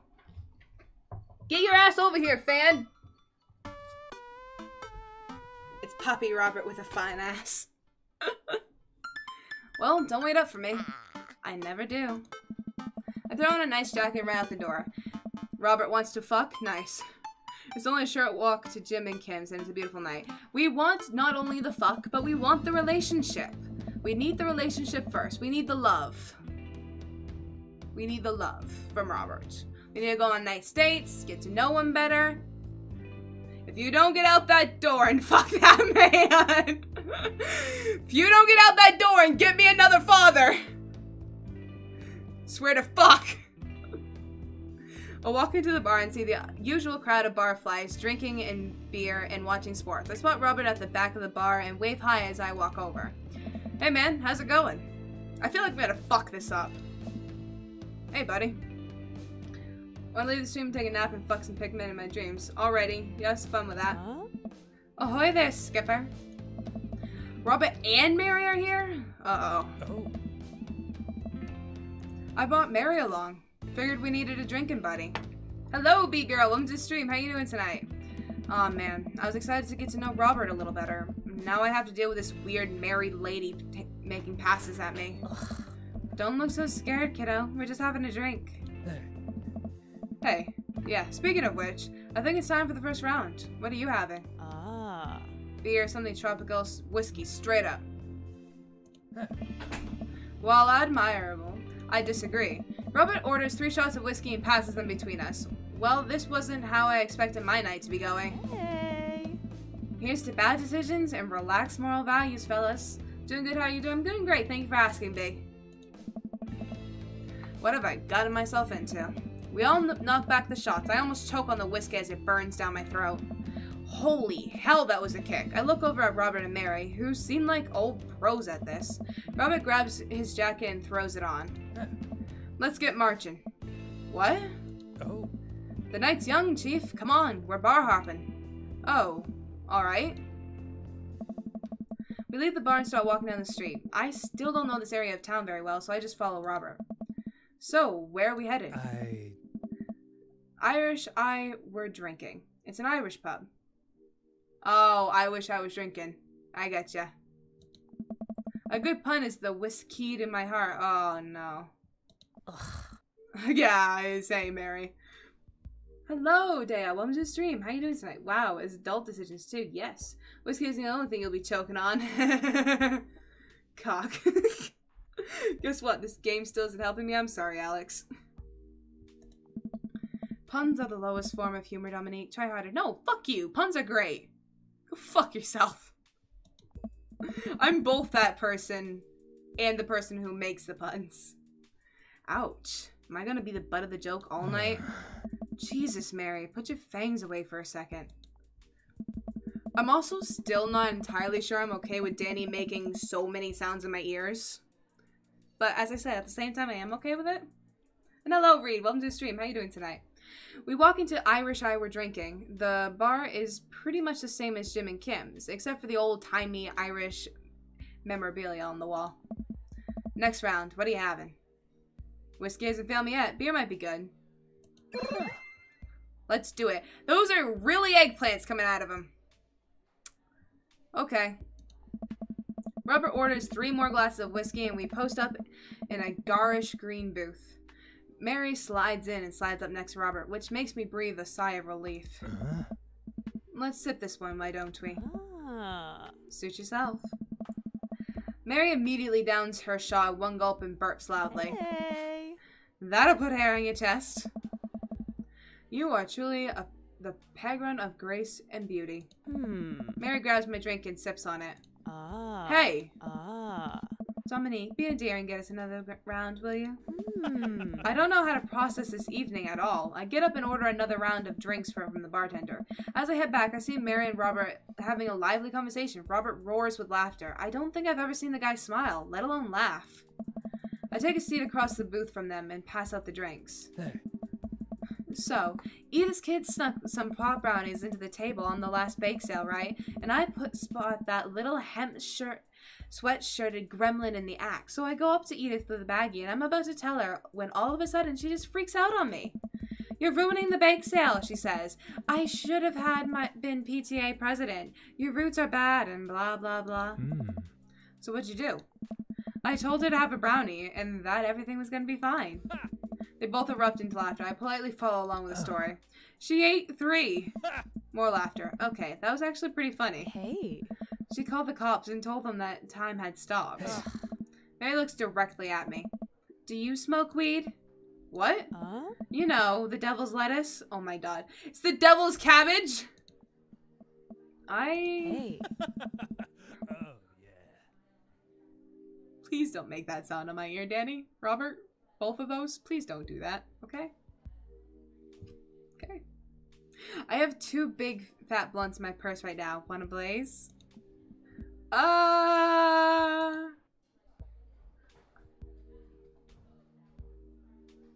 She's not with the feds. I sexually identify as a sword because people always grip my handle, so I'm not good at handling. Oh my god. So is this game just fucking people or what? I don't know. I don't know. I just got back from my honeymoon. Well, welcome back, Reed. I'm gonna go train my amiibo. Alrighty, paper. I am a law-abiding citizen. Weed is legal in Massachusetts. Then I am a super law-abiding citizen. Robert giggles helplessly. I'm just kidding, cowboy. Lay off the kid, Mary. He might not be used to your brand of humor. Hey.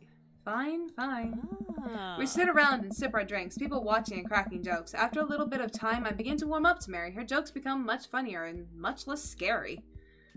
But it seems like she's not going anywhere anytime soon. I just wanted some time alone with Robert. I wonder if I can get her to leave somehow.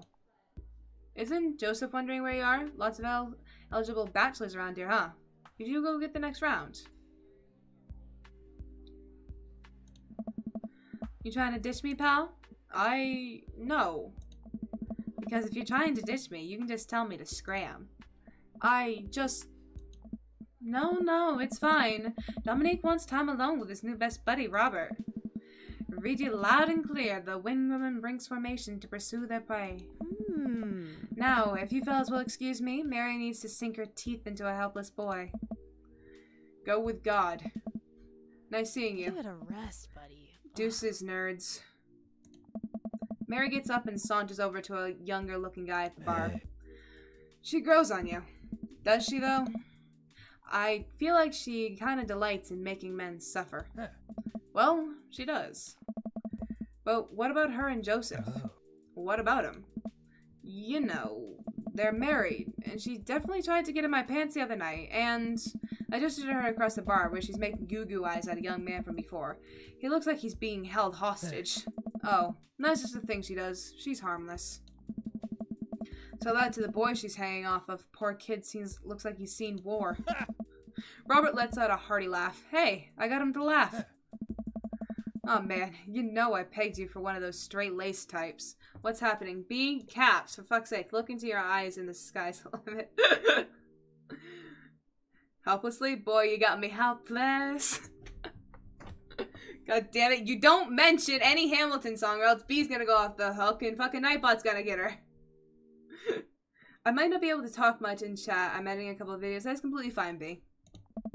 Oh, don't worry. I got pretty wild back in my day. See this piercing? See my face? See my hair? See my costume? I'm still pretty wild. Hello, Isabella. Welcome to the stream. How you doing tonight? Still got a little wild in you? You know it. I have a child I need to care for! There's so much wild in me. That sounds great. I'm sorry, I'll stop with the Hamilton. Have you played The Letter? No, but it's on my wish list. Rip. Abigail, why is our messages get deleted? Yeah, I know. There's so much wild in me. I get so wild. I got a whole safari in there, just really wild all the time. Why did I knew that I was gonna make that awkward instead of sexual or cool? For fuck's sake! Robert orders a couple more rounds of shots. I gulp. What am I getting myself into? Think you can go shot for shot? There's only one way to look cool here. I grab the shot closest to me and down it. Robert looks impressed. He takes his shot and knocks it back. That's one. So, what do I even talk about? He's so cool, and he probably hates small talk. So how are things? Oh. I hate small talk. Okay. Too many people, and this isn't necessarily you, but too many people think that they have to fill the dead air with noise. Personally, I think they're afraid of silence, or they're afraid of what the other person is going to think of silence. I really like Robert right now. Tired, had a long day with streams making me laugh. Aw, I'm glad that it's making you laugh. I would never stop with Hamilton. Robert going to fuck you? We hope so. Hey. If you want some unsolicited advice, just learn to be comfortable with silence. Nothing wrong with two people sitting in silence and drinking whiskey. I really like Robert right now. Oh. Alright. Oh.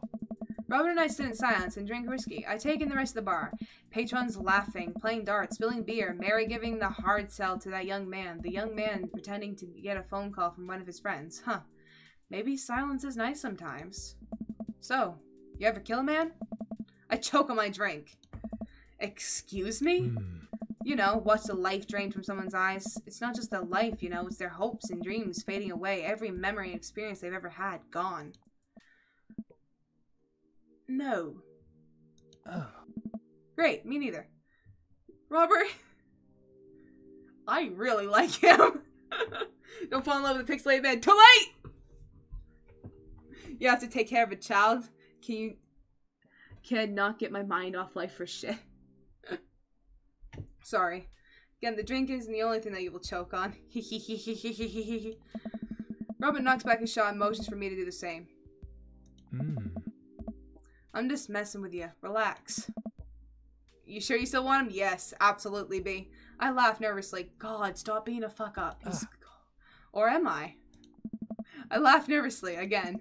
We sip more whiskey and people watch some more. Mary has her sights set on another man after the one excused himself to the bathroom, and I assume crawl out of the window. Robert is already permanently in my heart. Dominique reminds me of Shaggy.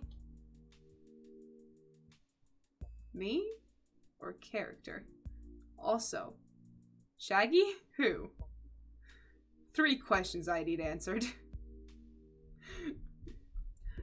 Get Robert drunk enough to want to kiss you. That's the goal.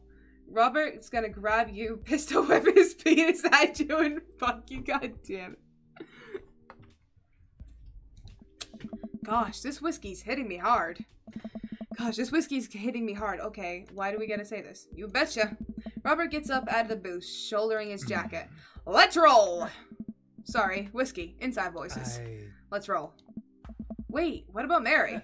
Brother, Mary is gonna be just fine. I look over at Mary, who's lying at the bar in front of the poor sap. She's singing happy birthday to him while he insists it's not his birthday. Yeah, she'll be fine. Not the only thing that's gonna hit you hard. What the fuck is happening in these streams? Character in Scooby-Doo. Oh, okay. We make our way out of the bar and back into the street. I'm trying my hardest not to stumble, but man, that sidewalk is just coming right at me. I hope Robert doesn't notice me tripping over my own feet like this is the first time I've ever been drunk. Where to? You'll see. I follow Robert through the street lamp spotlights until we eventually arrive at a small down strip mall. There's a beauty salon, a sex shop, a computer repair store that looks like it's been closed for 10 years, and finally a liquor store. Hey. Wait here, I'll be right back. After a minute, Robert returns with 2 wine bottles and brown paper bags. He hands one to me. Cheers. He sits on the curb and drinks. He motions for me to do the same. This is not really how I expected the night to go. I take a sip. White Zinfandel? What? Nothing. I just wasn't expecting... It is delicious, fruity, refreshing. Don't judge me. I start to say something, think of his lecture about valuing silence earlier, and then stop. I sip on my wine and watch cars drive by. Let's throw rocks at shit. What? Robert suddenly hurls a rock at a stop sign. The ding echoes throughout the empty parking lot. That felt good. Please don't say that felt good while making that noise in my ear, Robert. He presses a stone into my free hand. Now you try. Hello, Chris Tucker. Welcome to the stream. How you doing tonight? I don't know. With feeling. I look at the rock in my hand and look at the stop sign. Back at the rock. Back at the stop sign. I know what has to be done. I got a problem with authority.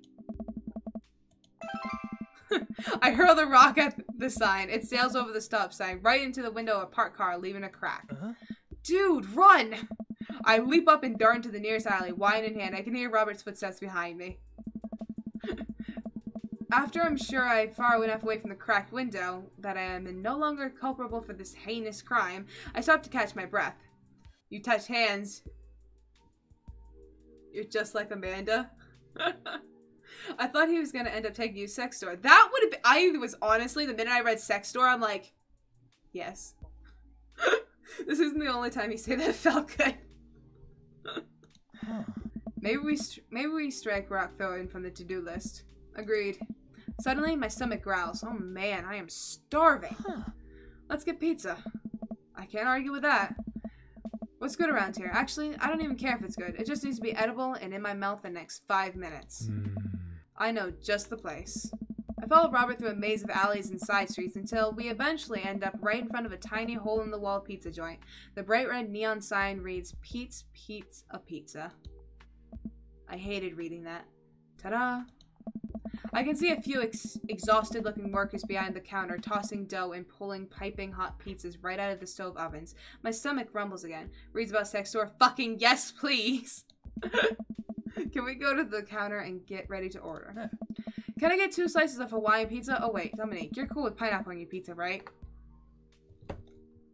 Robert, you were cool up until this point. Robert, we need to have a discussion. I'm not sure if we can be together anymore. Robert?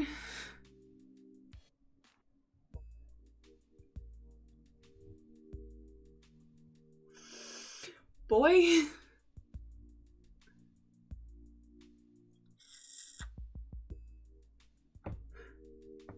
You are testing me right now. You are testing me right now.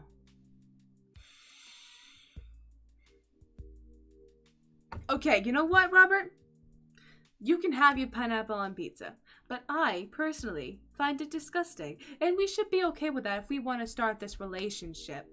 Okay? You should say, that's cool. I'll get a slice of this, and you can have a slice of whatever you want. I feel like that should be fine. I feel like that if I choose, ew, no, you're going to dislike me, because that's what dating simulating games do. But I also feel like, in real-life situations, we should find that as cool. Okay?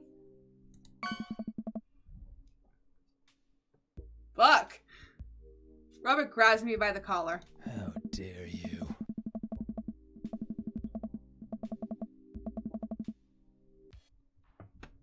Fuck me. I respect your opinion and I'll fight with my life for your right to say it, but where's your sense of adventure? Where's your sense of taste? Why won't you love yourself? Fucking hell, Robert. The juiciness of the pineapple paired with the tanginess of the sauce is a flavor combination that everyone should experience at least once, if not 1,000 times more. Pineapple on pizza is one of the few things in life that I genuinely and thoroughly enjoy. Please, please, do this for me. No, do this for yourself. So, 2 slices of Hawaiian pizza? Oh, so goddamn absolutely. Okay, I'm back to liking Robert. Fuck me. I'm actually Robert in this situation. We wait for a minute for a pizza to come out of the oven. I'm practically drooling at the smell. The cashier hands us each a giant slice on paper plate. So saturated with grease that I'm worried it'll fall apart. We take our pizza outside and wander through the alleyways as we eat. At least you respect my opinion. I take a bite out of pineapple pizza and hey, it's actually not that bad. I can't believe I spent so much time in my life berating this sort of pizza to all my friends. Maybe I should give pineapple pizza a shot one day. Man, I feel way better now. You and me both. We hear noise coming out of a slightly ajar door in the alleyway. Robert looks at me excitedly. Got any more of that wild in ya? You betcha. Woo! Eggplants! Robert and I slide the door open and peek inside. It's completely dark except for some flickering light. We slowly creep forward, cautious not to be heard or seen. Plot twist, we're all Robert. Dun dun dun! Shh! Don't shush me so loud. Shh! We come to the end of the hallway and find ourselves standing in front of a movie screen. Oh, this suddenly makes sense. Did we really just sneak into a movie theater like a couple of teenagers? No talking during the movie. We look into the audience and are surprised to find that it's almost completely empty, save for a few rows of few teenagers in the front. They look annoyed when they noticed us. Robert starts making his way to the back of the theater and I follow him. We settle in with our wines and try to make sense of the movie. It's a romantic comedy, I think. A young man is frantically trying to get through New York to find the woman that he's finally realized he's in love with. Kiss already! There's nobody to kiss yet. You wanted to kiss the taxi driver? Hell yeah. I really like Robert. Fucking just listen to the game. Pineapple is nice. Pineapple on pizza is not nice, okay? I don't personally like it. You guys can like whatever the fuck you want. I'm sorry, but it's not good! The kids down the way notice us heckling. One of them speaks up. Hey, man, keep it down. Oh, damn, that's Ernest Hemingway, Hugo's kid. Ernest! Hey, Ernest! I know you! It's me, your neighbor! Hi! Ernest turns back around, embarrassed. I turn back to Robert. He kiss anyone yet? It turns out that yes, he did kiss someone. He made his way out to a tiny island near New York to profess his love to a woman who, for some reason, he knew would be there. She told him that they hit the jackpot. He said that they had, but I think there was some subtext I'm missing here. I just realized Robert is my spirit animal. Boo! Love is dead. Shut up, it's beautiful. No, you shut up. Ernest grumbles. The credits start to roll. I stand up. Robert immediately pulls me back down. Hundreds of people worked very hard to make this film happen, and you're gonna sit here and appreciate them. Okay. Look at that. Elizabeth Shelton. She worked really hard. I bet she did lots of good wardrobe design. Thank you, Elizabeth Shelton, for this beautiful film-going experience. And Peter Anders, catering, fed a bunch of people so they could have the energy to do their job. What a guy. We let the credits roll while Robin individually thanks every member of the crew. Once it's finally over, he makes sure no animals were harmed in making this film. We leave the movie theater. Pineapple pizza is gross. I like pepperoni or cheese or sausages, but no pineapple. I am with you, B. We stumble into the theater parking lot, polishing off the rest of our wine. Hey, assholes. Out of nowhere, a rock flies through the air and hits me on the knee. Fuck. My knee, what the hell?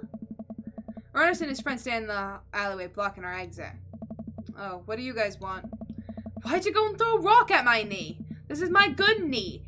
My orthopedist is gonna be pissed. I don't even know if I said that right. Ernest tosses another rock up and down his hands. What's wrong with this kid? You ruined my theater going experience. Now you have to pay. Oh, well, I don't have any cash on me right now. Like, movies got really expensive. Ernest hucks another rock on my rocks on my other knee. I'm able to jump out of the way, but I didn't properly stretch before physical activity, and I'm probably gonna feel super sore in the morning. I feel like Robert's just gonna fucking grab this kid. He better. I will be so happy if he just fucking bitch slaps this kid. I'm back. Welcome back, werewolf. Why didn't you involve me, you asshole? He will grab you, look you dead in the eye with murderous look his eyes. He pulls out his sharpest butter knife. He whispers, "You did this to yourself." He stabs you in both kidneys, says goodbye. Damn, something happened there, Limited. Looking you in the eye, aim no higher. Summon all the courage you require. Then count 1, 2, 3, 4, 5, 6, 7, 8, 9. We ruined it for you? That movie was pretty crappy in the first place. Hey, you take that back. That was a beautiful love story with real, genuine acting. Oh. You call that good acting? What classic mainstream slop have you been served your entire life? What? Have you ever seen any Michael Powell? A Matter of Life and Death? 1946? Easily the toughest 5 minutes of love you'll ever witness. Listen, man. No, you listen. That popcorn-ass drivel the mass media shoving down your throat will only make you dumber and sadder. You of all people should strive for a higher standard in the art you consume. Your name is Ernest Hemingway, for Christ's sake. Oh, now you've done it! Ernest rushes Robert, screaming like a banshee. Ah! I dive between Ernest and Robert, trying to stop the kid. He lunges forward, kicking me as hard as he can in the knee. Fuck my knee! Excuse me? Robert gets in between Ernest and myself. It's as if he's seeing red. Fuck, my fucking knee hurts. Hurts my friend. Alright, buddy. Talk like punk, get hit like a punk. Robert squares up like into a boxer stance. Creamberry rules. 3 minutes round with 1 minute rest in between. No long blows, fish hooks, J grabs, or high blows. What? And don't even think about pulling an illegal turnstile. That's an automatic deduction of 3 points. You'll have to designate a second if you're unable to fulfill your role as main duelist. One of your friends over there looks like he has enough youthful... Yes, bitch, slap this kid. Beef, beef, beef. God damn, I didn't finish reading that. God damn, whatever. Hey man, I don't want to get dragged into this. That movie sucked. It's too late. You two are bloodbound. If he dies, you die. How dare you? Sorry, I don't make the rules. Talk to Queensberry. We're just gonna go. Ernest and his friends warily back away. Robert calls after them. The Queenberry Association will hear about this and consume better content. Once the teens are safely out of earshot, Robert turns to me. Were you about to actually fight that kid? Are you kidding me? I would never hit a child. That would be despicable. Hey. You throw the rules at them, though. They always bolt. Nobody wants a Queensberry-sanctioned throwdown. Very true. But full disclosure, I made half of that up. Wow. Oh. See, you don't even know the rules. You just make them up. Come on, let's get out of here. Excuse me? Why did he say excuse me like that? Excuse me. Robert and I cool down a bit as we walk back to the neighborhood. I'm so sorry. I get really into the art of filmmaking when I drink. It's okay. I think it's cool how much you like movies. To be honest, I don't know a lot about them myself. Buddy, I got so much to show you. You ever seen Sam Fuller? I haven't. Oh boy. Fuller is cash. Thanks for defending my honor. Thanks for dinner and a movie. Thanks for the adventure. Adventure is all I got, buddy. Robert throws an arm around my shoulder and we drunkenly belt out tunes all the way back. We finally get to his doorstep. This was an interesting night. I liked it. A smile forms on his cheeks, a rare sight. Yeah. Let's hang again soon, yeah? Yeah. I linger there for a second, swaying drunkenly in the night breeze. Robert claps me on the shoulder. Yeah. Night, bud. Robert heads back inside and I stumble on my way back home. Woo! Did a night with Robert. Date complete! Yeah! We got dad points and daddy points. Woo woo! Not bad, shooter. Ooh, not bad, shooter. Ooh, I like this. Don't care if he was kid out, beat him up. Are you gonna get some fucky fuck on with Robert? I'm gonna be trying. We just got a rank B. God damn.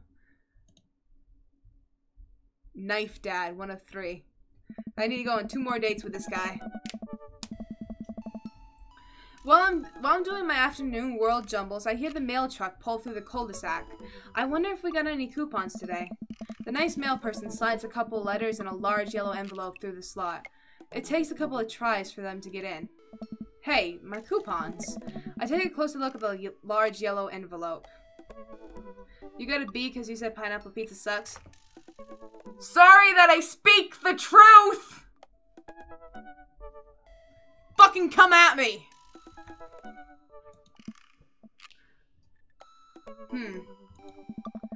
I lightly knock on Amanda's door. She probably has headphones on. Amanda?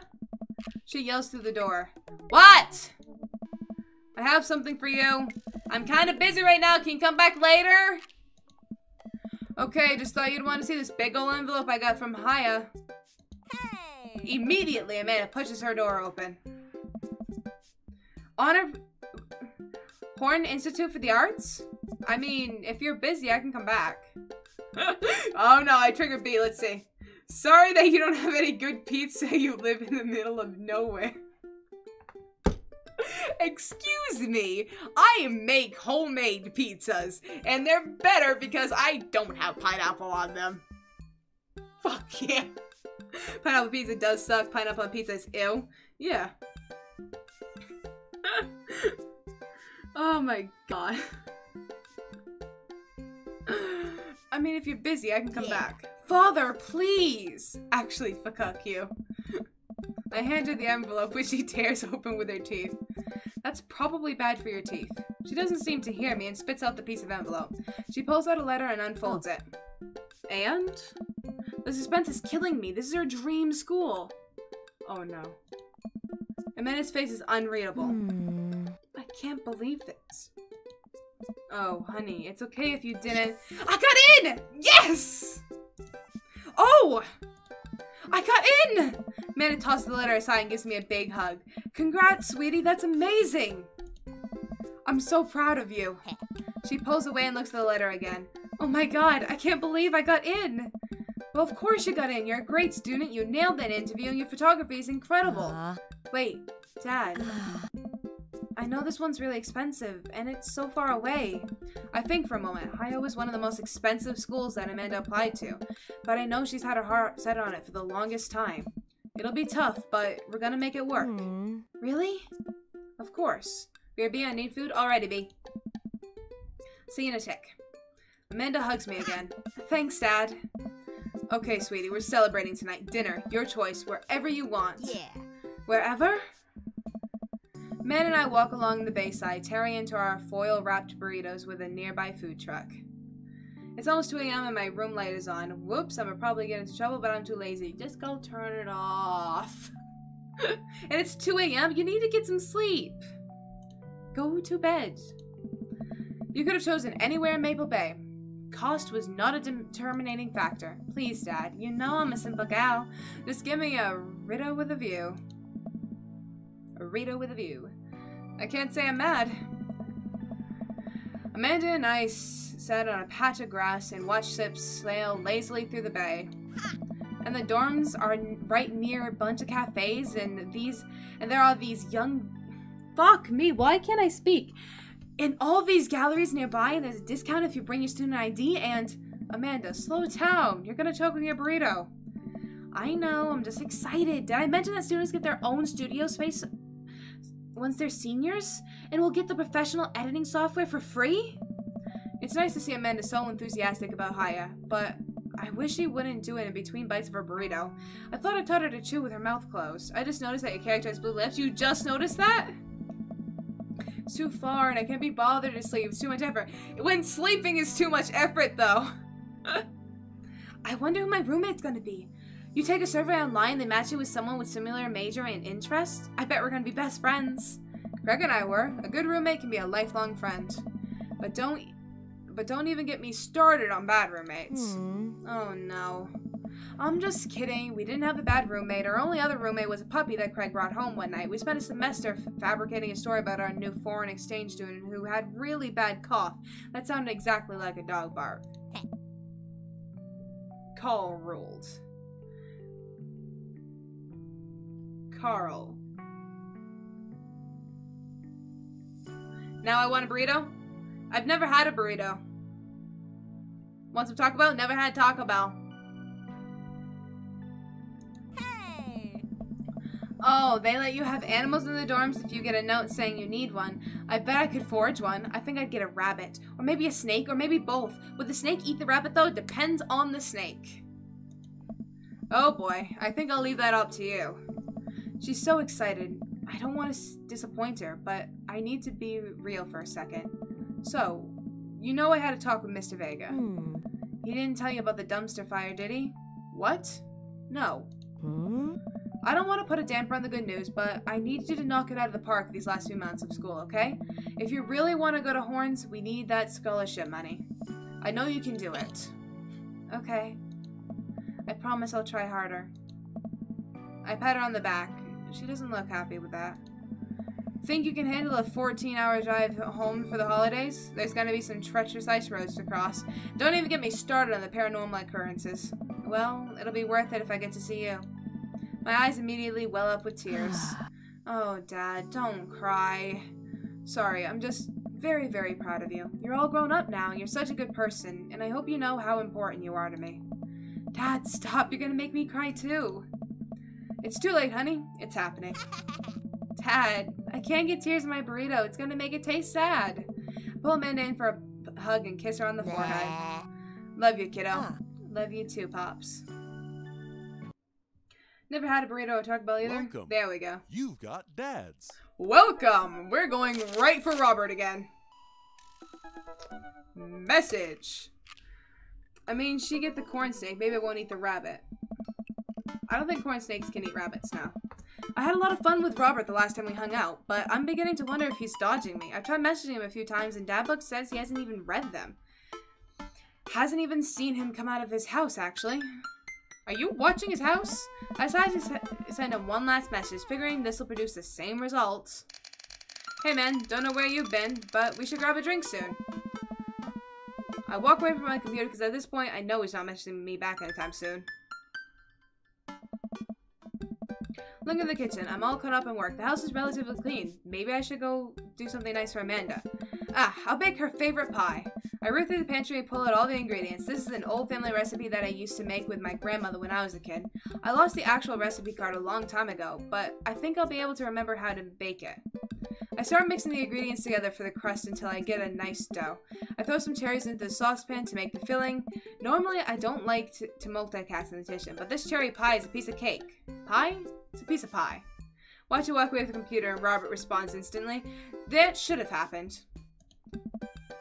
I'm making a pie. I felt like that was happening anyway. Aw man, I can never remember what temperature you're supposed to set the oven at. I'm pretty sure it's 375, but it could be wrong. It's usually 350 to 375. Who am I kidding? I'm never wrong when it comes to this pie. My special twist on my grandmother's recipe includes a secret ingredient that not even Amanda knows about. It makes the cherries extra flavorful, please. God, why can't I remember what the secret ingredient is?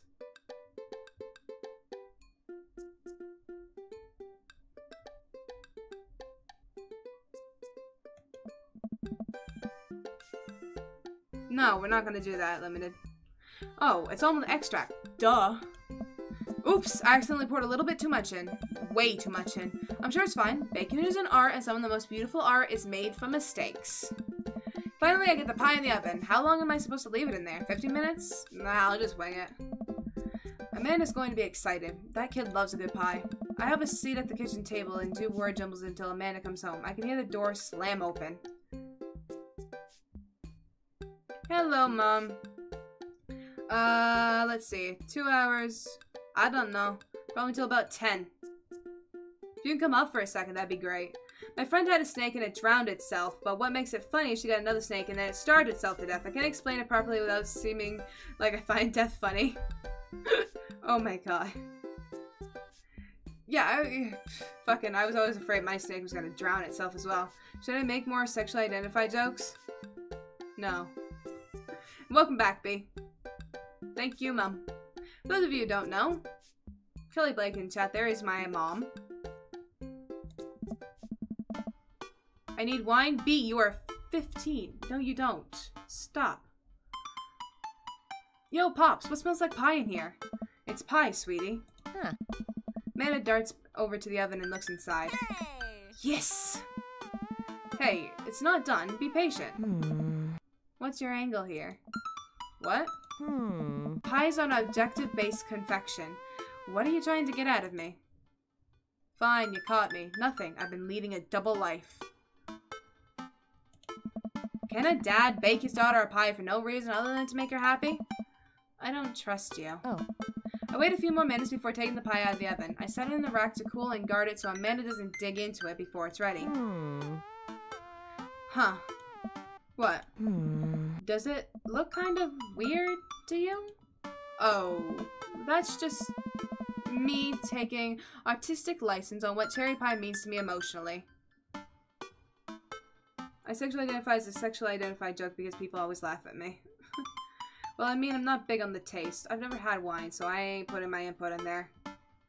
I can't legally have it until I'm 21. I mean, yeah, I'm just gonna leave it at that. I find snakes fine. I hate spiders, though. Same. I'm just saying this because, you know, it seems like you might have baked this pie incorrectly. And you're currently, right now, trying to pass it off as a good thing. It's art, sweetie.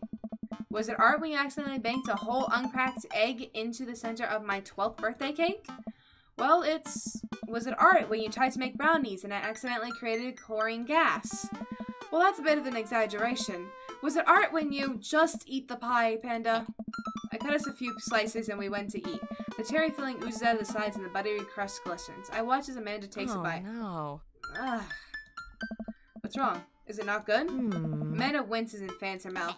No, I just burned the heck out of the roof of my mouth. This pie is amazing. Sorry for doubting you. I breathe a sigh of relief and take a bite. She's right. The pie is pretty incredible, as it always is. Tasted it. It wasn't much. I dipped my finger in it. Why? What age? Excuse me, child. I'm really proud of you for making the pie without burning down the whole house. I've got a few dad tricks up my dad's sleeve. Maybe fathers aren't as bumbling and stupid as the media makes us out to be. Maybe we as a society should have a little more respect for fathers as a whole. Dad, your sleeve's on fire! I run to the sink and put myself out. Pride will be my undoing. Amanda and I clean up the kitchen and play a little more living room hoops before she retreats to her room to do homework. I go back to my word jumbles. Hey, this one spells cat. I hate spiders because when I was 6, I found a tarantula clawing on my chest. You know what? That would scar me mentally for the rest of my life as well, werewolf. I'm gonna turn off my light without creaking the floor. Alrighty, Leggy. Good luck. The rest of the evening trickles by. We eat dinner, I help Amanda with one of her scholarship applications, and we both start getting ready for bed. I decide to check Dabo one last time before I climb into bed. Still nothing from Robert. Huh. Hope he's okay. I turn off the lights and lay down. Hey. Dominique. Hey. Hey, Dominique. Hey, I'm outside. Come outside. Ugh, what was that? I was just on the verge of falling asleep. I climb out of bed and try to identify the source of the dinging. My computer screen illuminates the dark room. I walk over to it, ready to turn it off, when I notice what's happening on screen. Don't make me honk. I will honk. Get out here. I look out my window and sure enough, there's Robert leaning up against a pickup truck in my driveway. Aw. He's like a fucking teenager.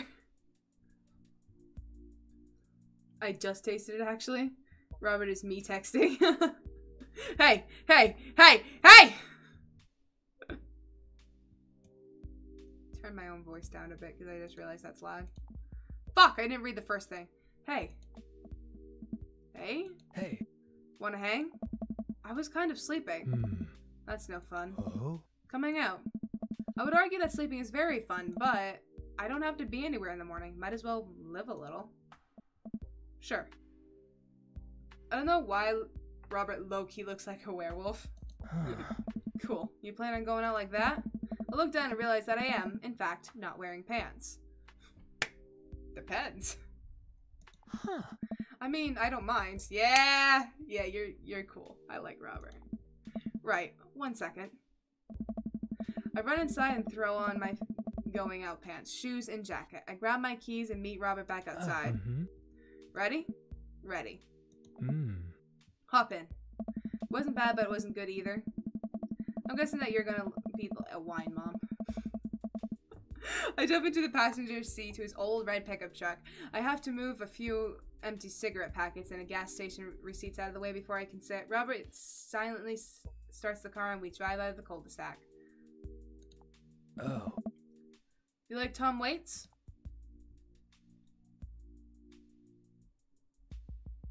Hoist that rag, baby. Tom who? Love Tom Waits. I feel like I've actually heard this name before. I don't even know if it's real or not, but I feel like it might be.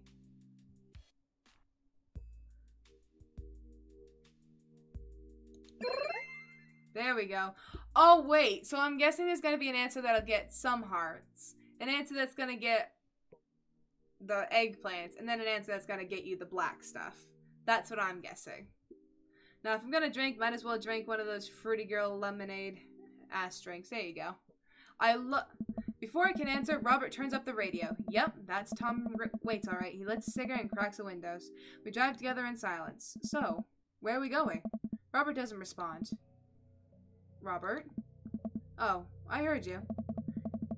He still doesn't answer my question. I look out the window and notice that Robert's taking us to the highway. I twiddle my thumbs.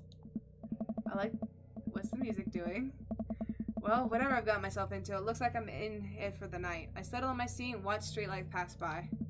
I glance over to Robert, who's driving intently. He looks tired, as he always does, but there's something a bit more that I just can't place. Say nothing. Silence is valued. There you go. I remember what Robert said about hating small talk and decided to keep my mouth shut. He notices me staring. Stop looking so nervous. I'm not nervous. I am a little nervous. Just hang on, we're almost there. Almost where? I have no idea where we are. I think we're moving at a slight incline, but I'm not so sure. We eventually come to a stop. Robert gets out of the car and I sit for a second, unsure if he wants me to get out too. What are you waiting for? I hastily exit the car. Robert sits on the bed of his truck and passes space next to him. Aww, it's beautiful.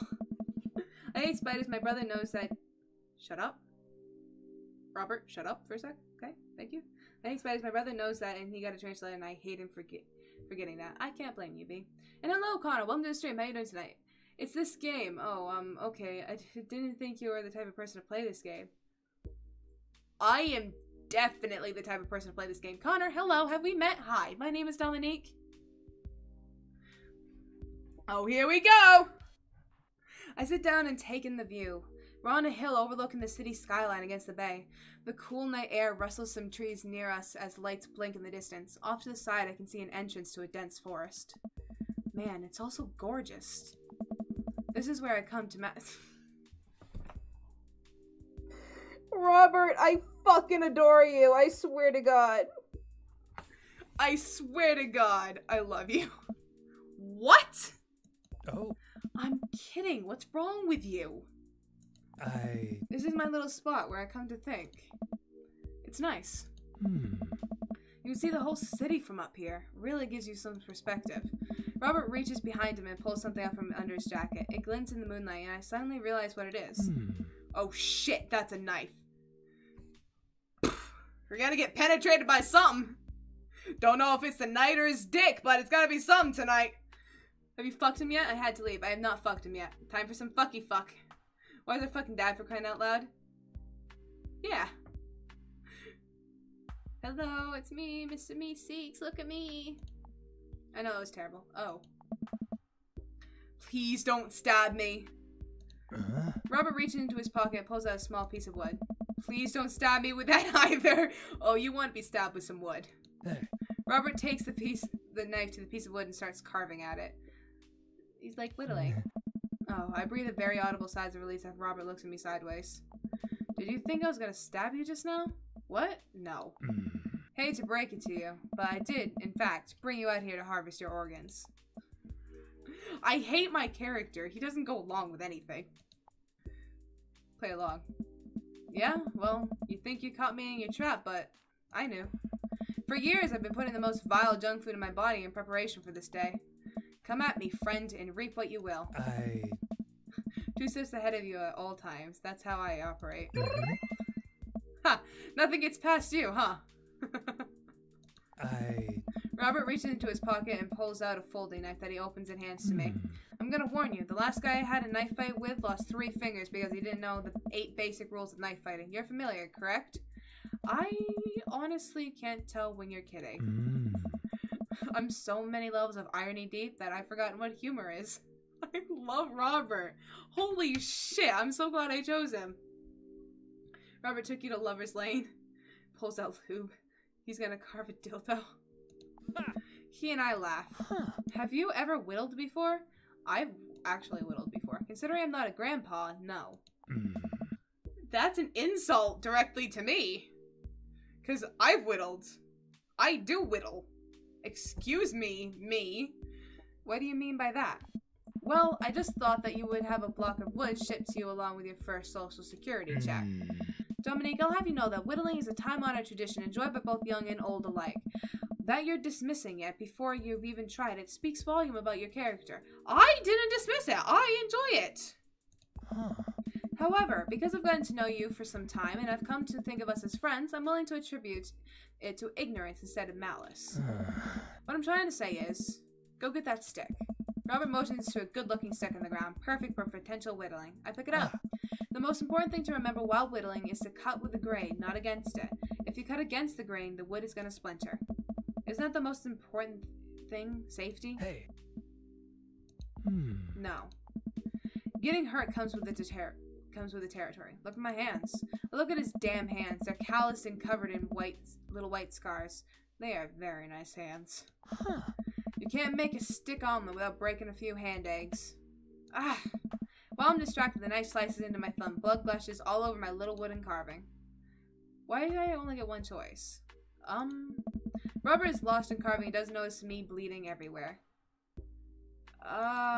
Robert still doesn't notice. Robert, I'm dying. I'm bleeding to death. Robert finally looks over.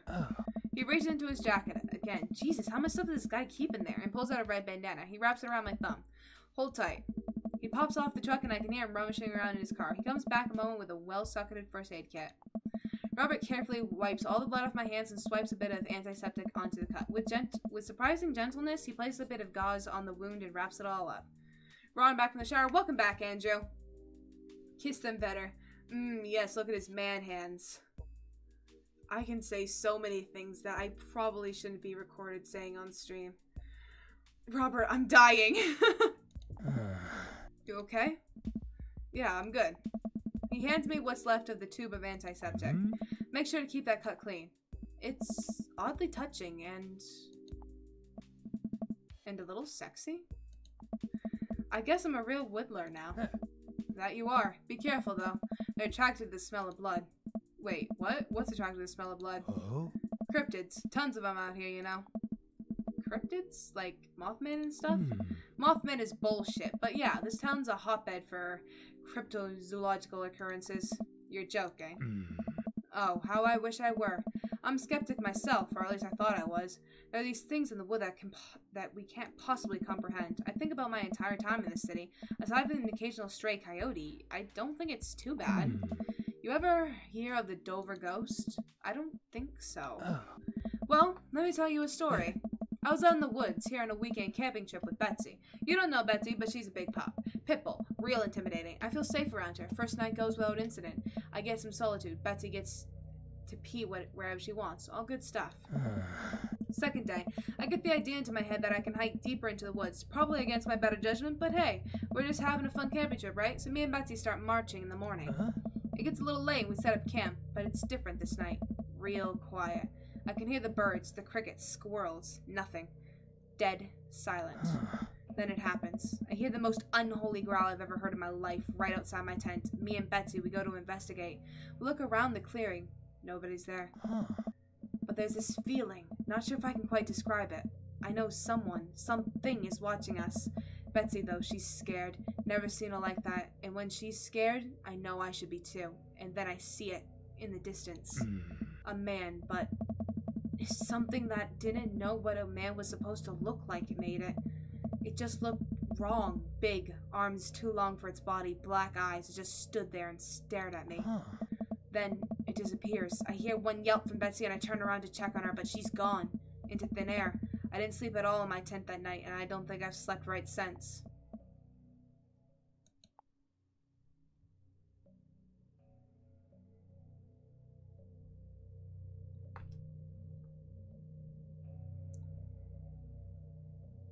Okay.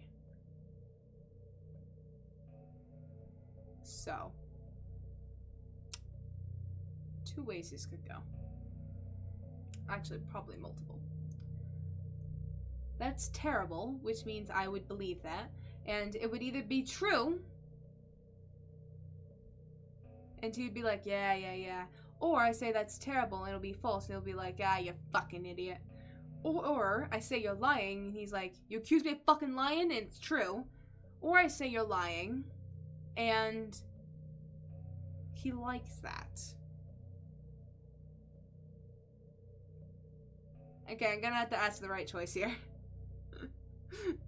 Wait, does he have a dog named Betsy? That is the adorable, most cute thing ever. He does have a dog named Betsy. It was Slender Man. I would believe that it was Slender Man. I would believe that it was Slender Man. Ugh, so much tension. I honestly don't know which one. Because there's 4 possible outcomes. Save! That is such a smart idea. Saving! Okay, you're full of shit. Yes! You think I'm lying? Robert pulls out his wallet and shows me a picture of a beautiful pit bull. Oh. Tell that to Betsy. Huh. They say if you listen closely on quiet nights just like tonight, you can hear the howl of a Dover ghost. A howl resonates through the woods. It doesn't sound like a regular howl. It's so guttural. Even from far away, something about it makes my skin crawl. Whoa. Okay, Robert, real funny. I turn back to look at Robert. He's white as a sheet. You're messing with me, right? Huh? I was messing with you up until literally just now. I totally made that campy story up. I fucking knew it. Robert would be the type of person to make that shit up. That's why I chose that one.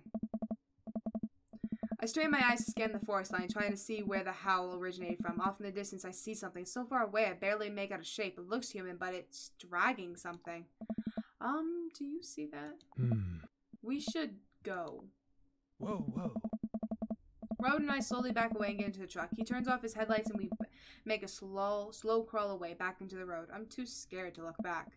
What was that? Huh? The Dover ghost, I guess. I chuckle nervously. This time he doesn't seem like he's messing with me. Or maybe someone illegally dumping garbage on a wildlife preserve? Yeah, that's the story we'll tell ourselves. Huh? We sit in silence for a little while longer, the fear of whatever that was slowly subsiding as we got closer into the city. Thanks for coming out. This was fun. Oh. I'm sorry I haven't been in touch. I've just been in a way lately.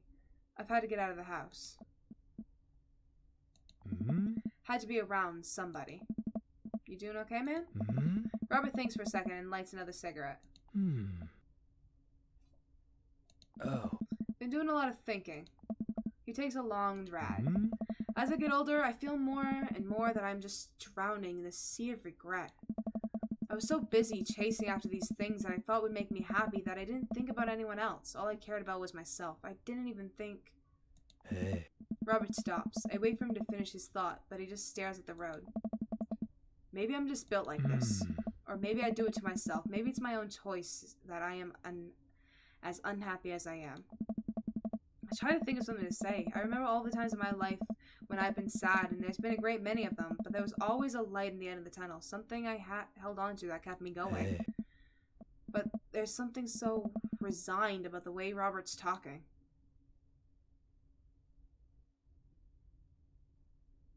I'm glad you told me that sucks. Maybe we deserve to be eaten by Dover Ghost. Must have taken a lot for you to want to tell somebody this. You're a mysterious guy, Robert. You don't have to be. Do you ever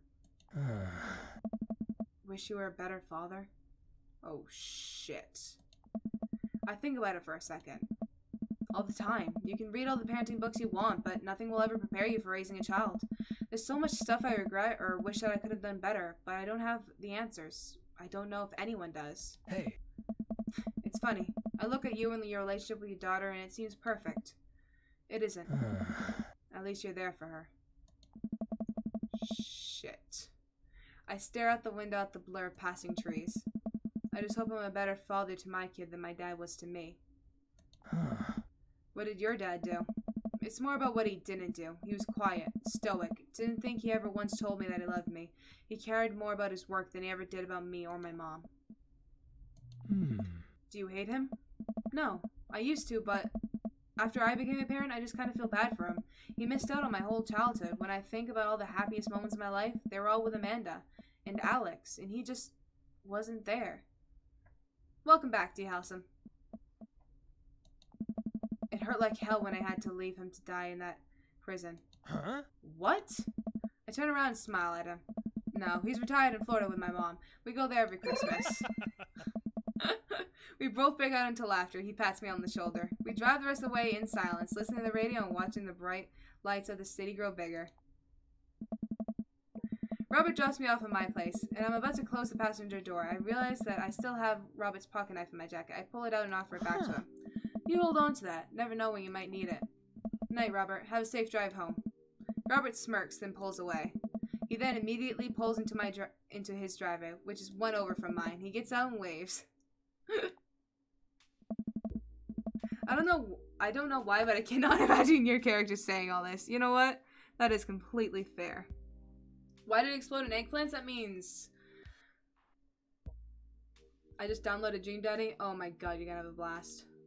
I tiptoe into the house, careful not to wake Amanda up. Whoa, where'd you come from? I look around and spot Amanda coming out of the kitchen with a glass of water. I thought you were sleeping. Oh, Robert woke me up to go cryptid hunting. Yeah. You know the Mothman is bullshit, right? Amanda, you know what? It's fine. I think about the conversation I had with Robert in the car as Amanda starts walking towards her room. Hey, Amanda? She stops. I love you. It's weird when you say it outright and sincerely like that, but I love you too. Night. I chuckle myself, then finally decide to go to bed. Oh, that date go. Date complete!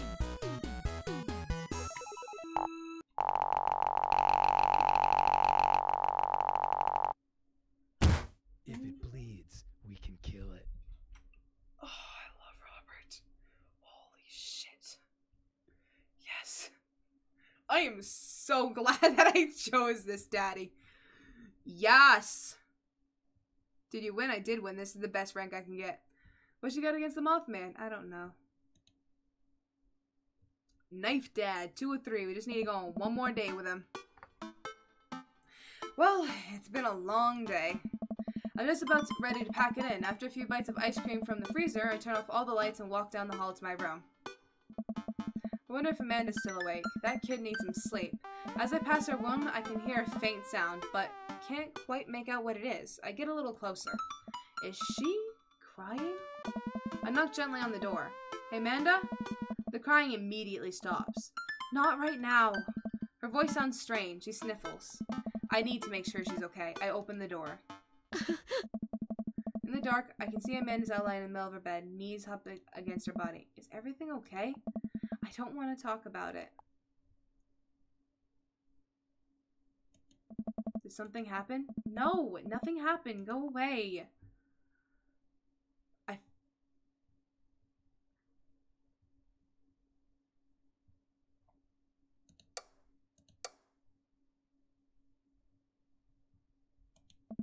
Amanda, get out! Okay, okay. I quickly leave her room and shut the door behind me. Once the door closes, I can hear her crying again. Oh, baby! Wow. What has her so upset? She seemed fine earlier. She's usually so open with me. Did I do something wrong? Is she mad at me? Like as she wasn't before, she definitely is now. I can't remember the last time she snapped at me like that. I have a hard time falling asleep, but when I finally do, I'm still thinking about Amanda. After a long night of very little sleep, I roll out of my bed and make myself a pot of coffee. Amanda should be up for school soon. Maybe she'll be willing to talk about whatever's bothering her. About 10 minutes before she's supposed to leave, Amanda comes out of her room and makes a beeline for the freezer. Morning, Amanda. Morning.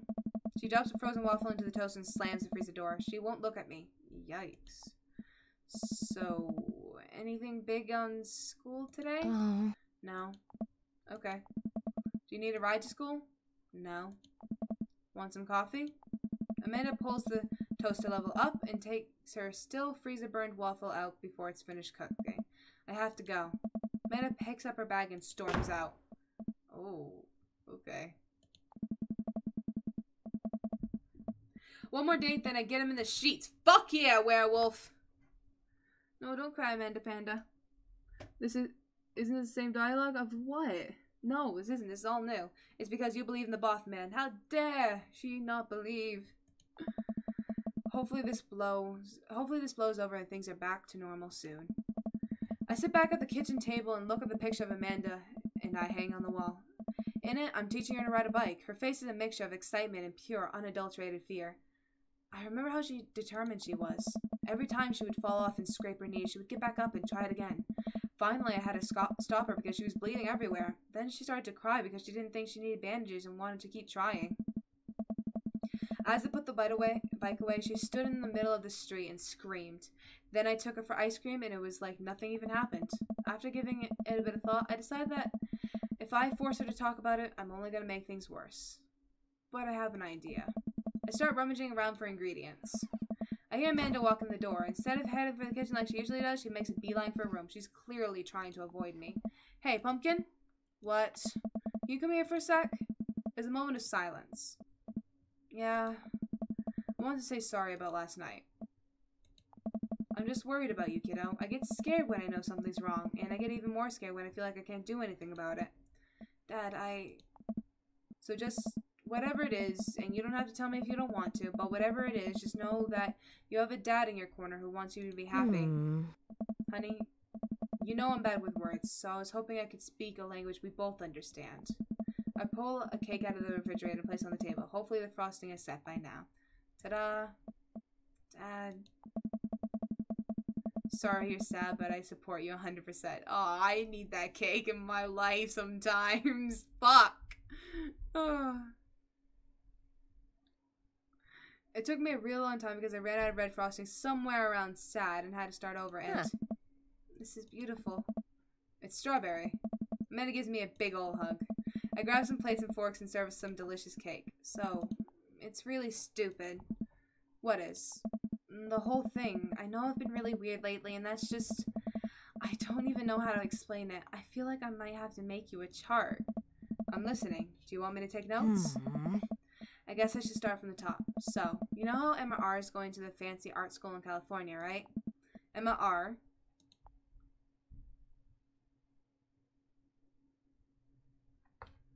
The one who puked was her. Emma R was the one that she's known forever, right?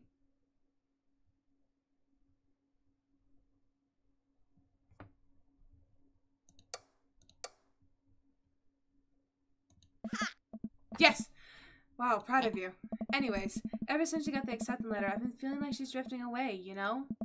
And she's been spending a lot more time with Grace and Emma P. I just thought it was all in my head for a while, but when I found out from Rosie M that both of the Emmas, Grace, and Noah all went to a party at Mackenzie's F on the final night, they told me that they were busy studying for Calc AB final.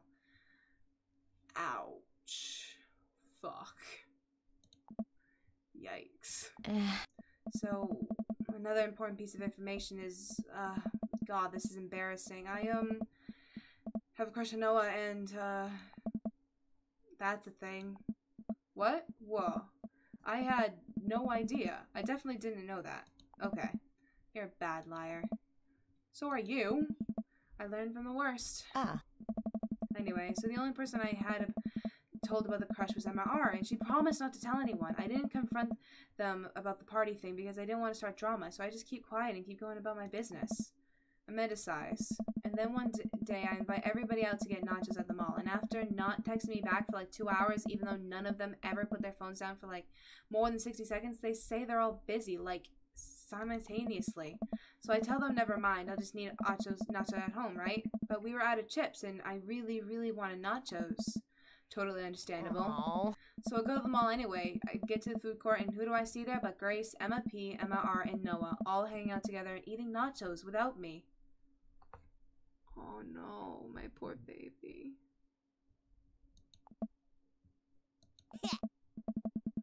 Oh no. It gets better. I'm standing by the escalators watching them and I realize that Noah has his arm around Emma R. Oh no, my poor baby! I'm the cake. I know you're the cake. Forget the Afro potato. The cake's my spirit animal. Man, if friends are douchebags. And then they kiss! Oh no! Not my baby! No. Yes, I know. So I storm over there and I'm like, hey! And Grace drops a nacho on her shirt because of course she does. And Emma R just like glares at me. Grace, nothing is coming up. I don't know who that is. Grace is the... Gotta go? Alrighty, B. Thanks so much for stopping by and hope you have a good night. Yeah. I know! Grace is the one nobody really likes, or I guess that's me now. But anyway, welcome back, Alex. But anyway, nobody will say anything, and I'm just like, you guys suck. Which I realize is not the most eloquent thing to say, but I was very angry and really embarrassed, and I just wanted to get out of there. So I left, without nachos, might I add, which my only further contributed to this shitty day, and immediately drafted a super long text to the group chat asking them why they've been so weird. And I wrote another one to Emma R, asking how long they know what thing's been going on, and sorry, I know that's a lot. You still following? Oh, okay. Get a load of this. Emma R says, you know what? Let me just read it to you. Bye. Hope to see you soon. Alrighty, Halsum. Thanks so much for stopping by. I hope you have a good night. Amanda pulls out her phone and reads, word for word, an adorously long string of text messages. Can you believe that? I care so much about Amanda's social life and mental well-being, but man, do not understand what she's talking about. This is all beyond me, but I am trying my hardest to be supportive. They were dating in secret for like months. So I told her that she's been a really terrible friend. And she's like, well, if you think I'm so terrible, then just stop being my friend. And I was like, okay. And then she left me on read. And then, wait, left me on read? What's that? Oh, like, she saw my message and didn't reply. I know because there are read receipts. I don't know what read receipts are, but I'm gonna nod and pretend I understand. Gotcha. So while this is all happening, I'm talking to Emma P about how mad I am because she's at least being kind of responsible, and I'm venting to her about how pissed I am at everybody and stuff. And then out of nowhere, Noah texts me and is like, how could you say that about me? And I was like, say what about you? And he tells me that Emma P sent screenshots of everything I told her to the group chat that I got kicked out of. Alright, I think you lost me at screenshots, but that definitely sounds bad. There's so much more, but honestly, it's just really stupid teenager stuff. The bottom line is that everybody dropped me, half my grade hates me, and now I have no friends. Poor Amanda. Amanda, I'm so sorry. I almost expected it from everybody else, but Emma R's been there since Mom died. I can't believe she would just stab me in the back like that. I'm not even that mad that she's dating Noah. I'm just upset that she lied to me about it for so long. Emma R's a bitch. They are bitches. They are fuckers. Amanda, I'll be your friend, Amanda. We'll all be your friend, Amanda. Come here, group hug, Amanda. Amanda stabs at the remnants of her cake. Okay, I take it back. I'm kind of mad she's dating Noah. Like, what did I do wrong? Why did everyone just suddenly decide I'm not cool anymore? Why wasn't I enough? I don't understand. This is too real. I'll be Amanda's friend as well. We'll all be your friend, Amanda. And as mad as I am at everybody, like, I miss them, Dad. Amanda looks so dejected, I almost can't take it. What could I possibly say to help? Anyways, that's it. That's the whole sordid tale. Thanks for listening. Tune in next week for more hot gossip. Wow. I know it's pretty dumb. It's not dumb. No, it's a stupid thing to be upset over. Amanda, your feelings are real. Don't ever be mad at yourself for having feelings. I guess. Unless you've secretly been a robot who's been approximating human feelings this whole time? Dad, if I was a robot, I would have transformed into a monster truck a long, long time ago.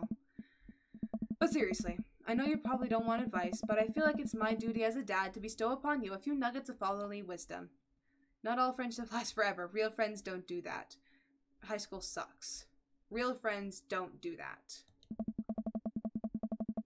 When you get older, you start realizing the sort of people you want to associate yourself with.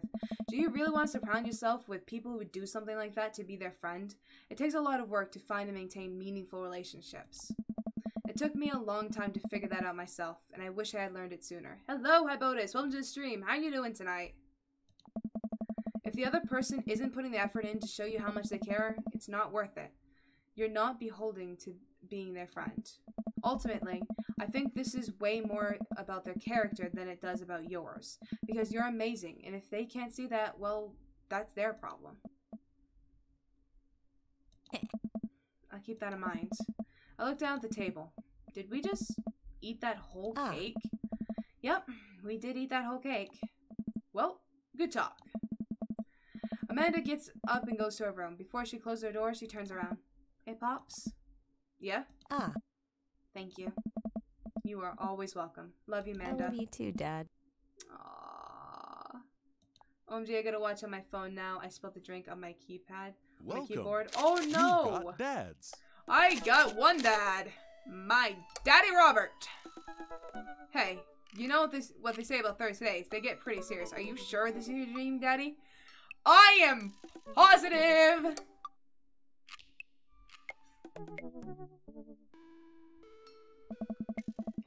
I haven't spoken to Robert since that night we drove out to his thinking spot.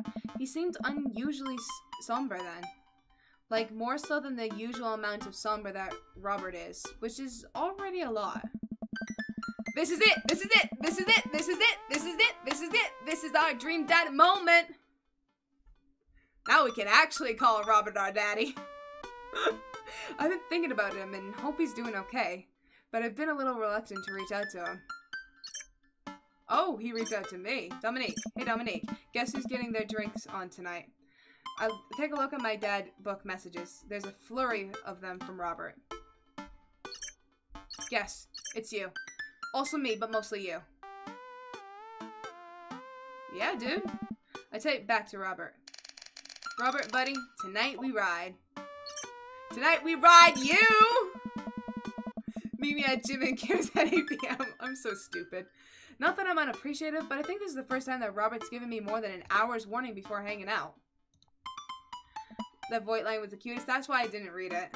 I didn't have to. We have one daddy and daddy alone, and it's our precious baby Robert. Rip keyboard. Bang, bang, bang. Amanda! Amanda pops her head into the hallway. Music I don't recognize blaring from her room. What's up? I'm hanging out with Robert later tonight. Okay, cool. Robert, who is my friend. I have friends. I'm happy for you, Dad.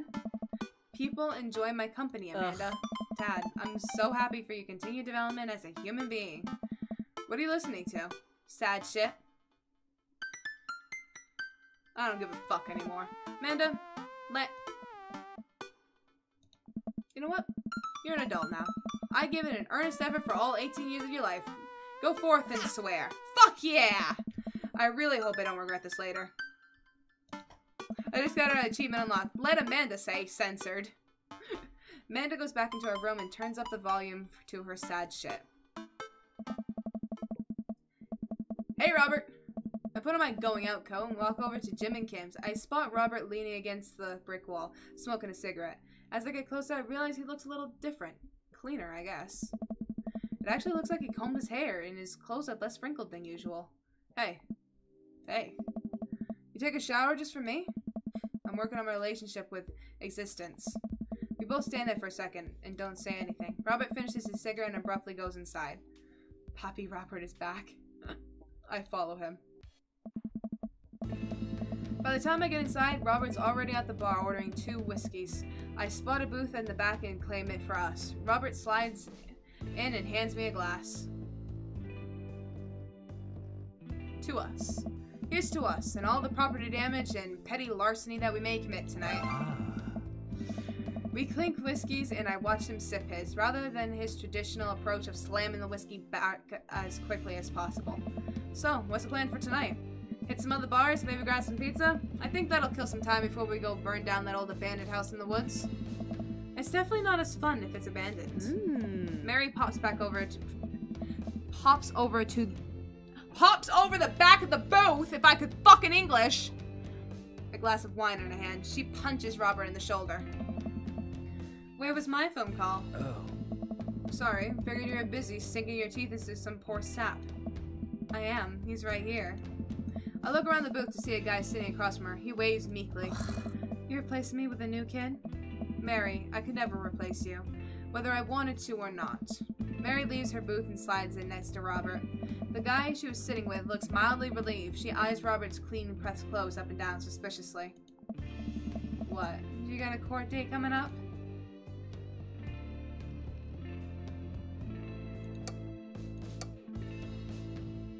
He looks handsome. He'd never convince the jury.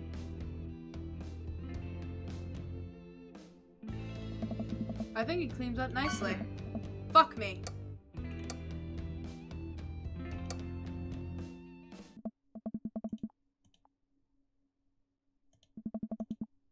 He would have had a shave first.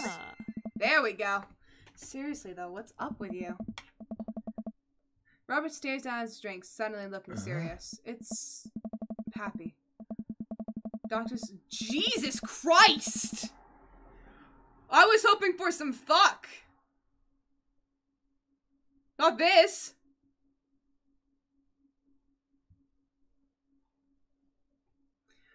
Doctors say it's... Fuck. Cirrhosis of the liver. I told that old bag of bones to quit it with a sauce, but it's all he's ever known, especially since Ma's gone. That's why I invited you out tonight. You just didn't want to be alone. Oh, come on. Dominique, don't be an asshole. You know the one thing Robert doesn't joke around is his pappy. Whoops. They're giving him 2 months. I gotta help him straighten out his affairs. Robert, I'm so sorry. Robert takes a long look at his whiskey, eyeing in the dim glow of the bar's lights. I look at his life, then I look at mine. And I know history is just doomed to repeat itself. Oh my god. I'm just kidding. He's retired with his new girlfriend in Apaco. They watch the sunset every night, probably screw like donkeys. You fucker, I love you. Wait, aren't rabbits the one who screw a lot? Oh, sorry. Didn't realize you're an expert on which animals screw a lot. Come on. Please stop saying the word screw. Sorry, Mary. Fuck.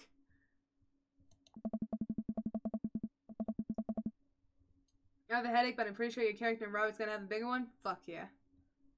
Robert finishes his drink and slides it away from him. He gets up out of one of the booths. Me and Dominique are gonna hit the bricks. You coming with? Mary casts one glance at the sad sap she's been hunting and downs the rest of her wine in one gulp. And this place is dead anyways. This better not turn into some weird fucking threesome. I don't want Mary here. I don't want you here, Mary. I just came for Robert. We exit the door and find the typically empty street filled with a small crowd of people.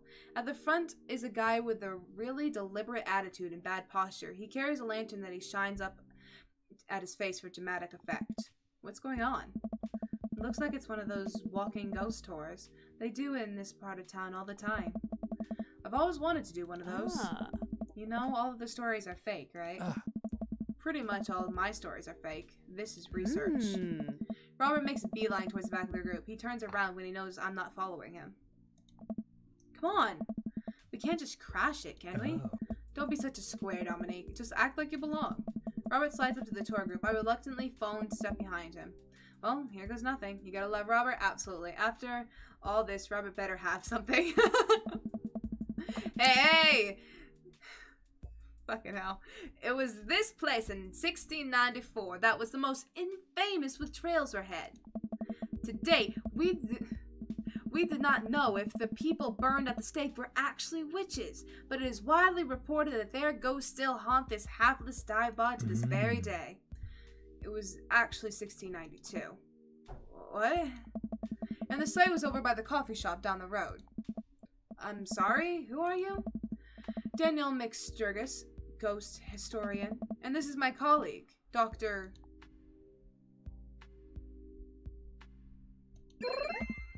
Loomis, paranormal investigator extraordinaire. We're touring America's most haunted locations as a research for our new book. You may have seen our guest cameo in Paranormal House Hunters Extreme Edition. A couple of people in the group start nodding. Man, Robert's good at this. Are you guys part of the group? I don't remember seeing you at the first stop. We like to keep a low profile, easy to catch ghosts that way. Hey, sailor. They've definitely been here. Been standing next to them the whole time. Thank you, random lady who I do not know. Huh? As I was saying, the epicenter of the paranormal activity can be found at the Coffee Spoon over there. The man who runs it has been plagued by haunting since he signed the lease, damn near driven him mad. But whatever you want to say is cool, I guess. It's your tour. Man, didn't know that about Matt. Wait, Robert's making this up. The rest of the tour group listens intently to Robert's every word. I think the tour guide can tell that he's losing the group. He seems to be getting flustered. Thank you for your contribution and knowledge, Mr. McSturgis. Let's move on to the next haunted location. Welcome back, Allison.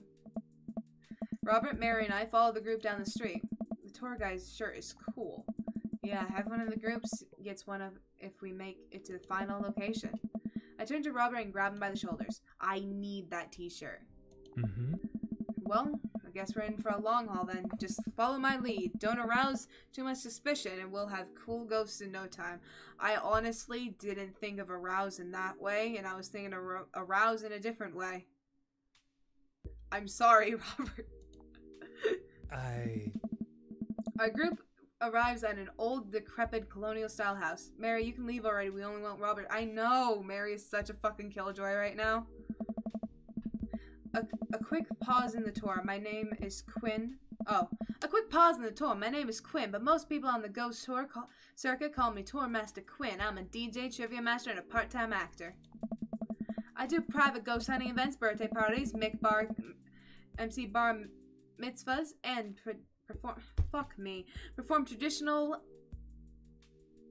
vaudevillain mime work? Sure, why not? Tour Master Quinn gives out headshots to all of us. His resume is on the back. Stage combat experience. Anyway, here's a little bit of history for y'all. This was the home of the noted American author Dorothy Pembridge, whose prose was widely popular in the late 19th century. It was in the attic of this very home where she wrote classics such as The Diaries of a Victorian Mistress, Lady Fitzwilliam's Courtship, and The Ghost of Sea Captain Reginald Barclay. I can only type in English, I can't speak it. Yes, Robert is best dad. I absolutely am in love with Robert. And hello, not here. And Martin, hello. Welcome to the stream. How are you guys doing tonight? So, unfortunately, died of consumption shortly after the turn of the century. But several people have reported that some nights you can see a light from the attic where the ghost of Miss Pembridge continues work on her latest bestseller. I guess you could say that she was consumed by her work. No reaction from the crowd. This guy needs to work on his dad jokes. Actually, consumption is the popular cover-up. Little known fact is that it was actually a murder-suicide. I'm pretty sure she died of consumption. Sure. And we definitely didn't hire Stanley Korvac to elaborately fake the moon landing. That's the watered-down, censored version they teach you in school. But if we can't handle the real story, I understand. It's not for the faint of heart. Can we? I think everyone would much rather hear what this world-renowned ghost historian has to say. Right, everybody? The group murmurs in agreement. This is the topic we cover extensively on in our book. Dr. Loomis, would you care to tell this story? Riff something highbrow. Go with something I know. Rely on amazing improv comedy skills. Fuck.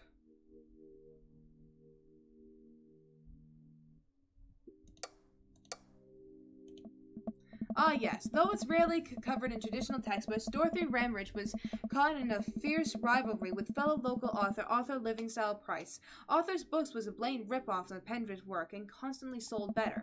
Pembridge was enraged by this and confronted Livingstone Price at his home with plans to end his life. Their bitter feud surprisingly blossomed into a torrid, passionate affair. After many months of secret courtship, Pembridge followed through with her original plan and poisoned Livingstone Price in his sleep. Overcome with unexpected grief, Pembridge polished off the last of the poison and died by her lover's side. Reports say the couples who enter the house will no doubt doom their relationship to a bitter end. There we go. Man, I should have brought my wife here.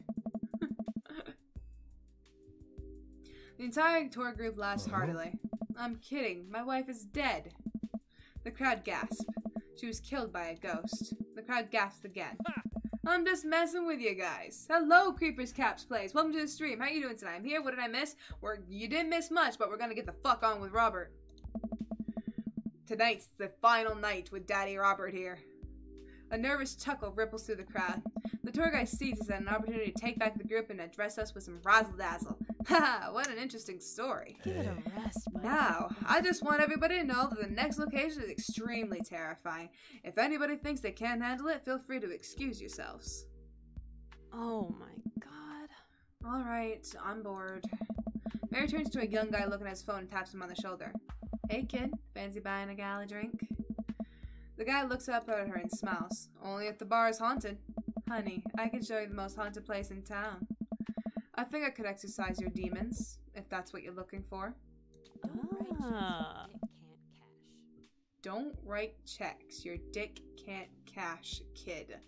I love that. His eyes go wide. Mary salutes me and Robert. When you're deciding whether to watch the second season of Attack on Titan or watch the second season of Attack on Titan. I don't even know what this shit is. She suddenly pulls me into a hug and murmurs into my ear. When you've known Rob for as long as I have, you know when something's wrong. Keep an eye on him for me tonight, okay? Sure, Mary. Good man. Mary pats me on the back and pulls away. She takes the guy's hand and leads him down the street. Take it sleazy, fellas. God help that poor soul. Mary or the kid? Both.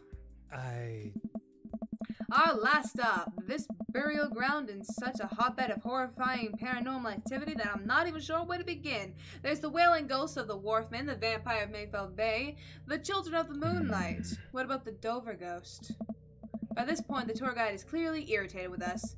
What about it? Oh, nothing. I just think it would be a crime to come all this way up to this cemetery, the actual origin of the New England's most notorious paranormal activities, and not even mention the infamous Dover ghost. That's not a real thing. This is absolutely not a real thing. OB shirt? Fuck yeah. Fuck yeah. OBC shirt. I think someone needs to brush up on the paranormal activity. I know tons of paranormal activity. I know every ghost story in this area. I can guarantee there's one you don't know. Robert looks over at me and smiles. Would you folks care to hear the tale of how Loomis and I met? No, the entire group... Canada's boring. I've never been. The entire group shushes the tour guide. Okay, fine.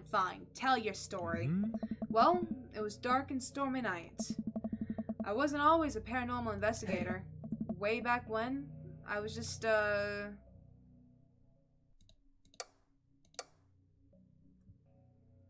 traveling grifter. Oh, I remember from his fucking...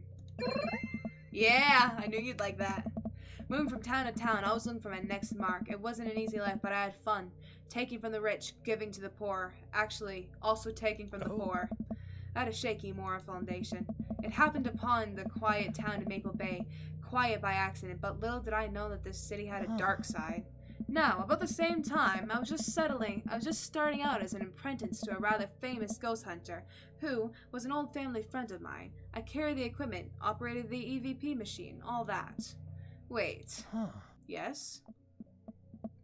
Who was the famous ghost hunter? Well, I don't like to name drop, but Georgia Mathers. The tour group gasped. Georgia Mathers? She's a legend. You know her? Knew her. Amazing woman. Died mysteriously. Miss you, Georgie. Oh. Anyway, we were in Maple Bay investigating some reports of strange lights and sounds coming from the cemetery late at night. Now, we had been warned by the old crypt keeper that this place was highly dangerous, but Georgia was never one to shy away from an adventure. We camped out in the center of the cemetery for 3 nights straight. We endured your so-called wailing watchman. Wailing ghost of the wharf man. Whatever. Your stupid vampire was just a teenager in a mask, but the Dover ghost, man, tell him, Loomis. Hey. So, there I was, just walking back to my hotel after a long day of...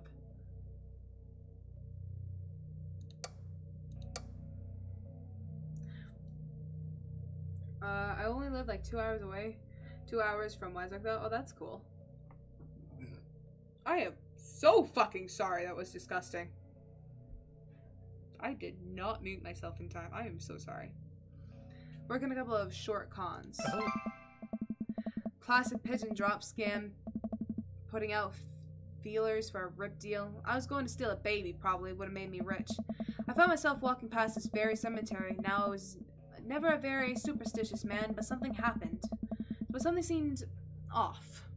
I could hear some sort of commotion happening deep within the graveyard, and I felt compelled to investigate. And thank God you did. Georgia and I was conducting a seance in the Mayoseum? Whatever.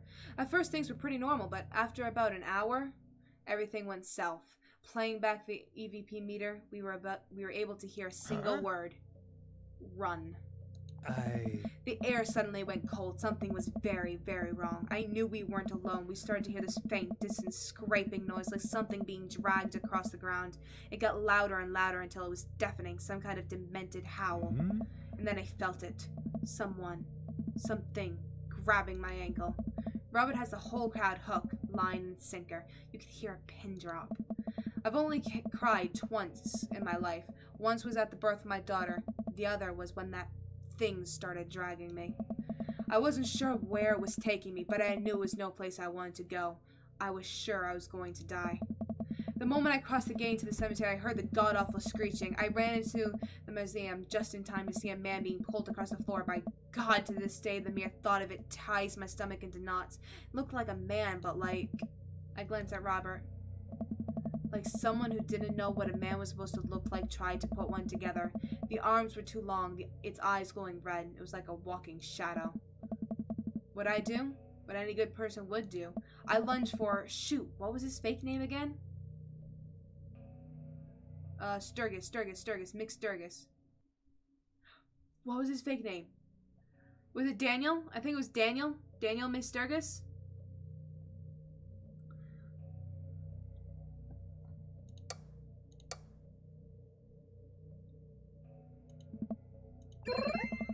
Okay.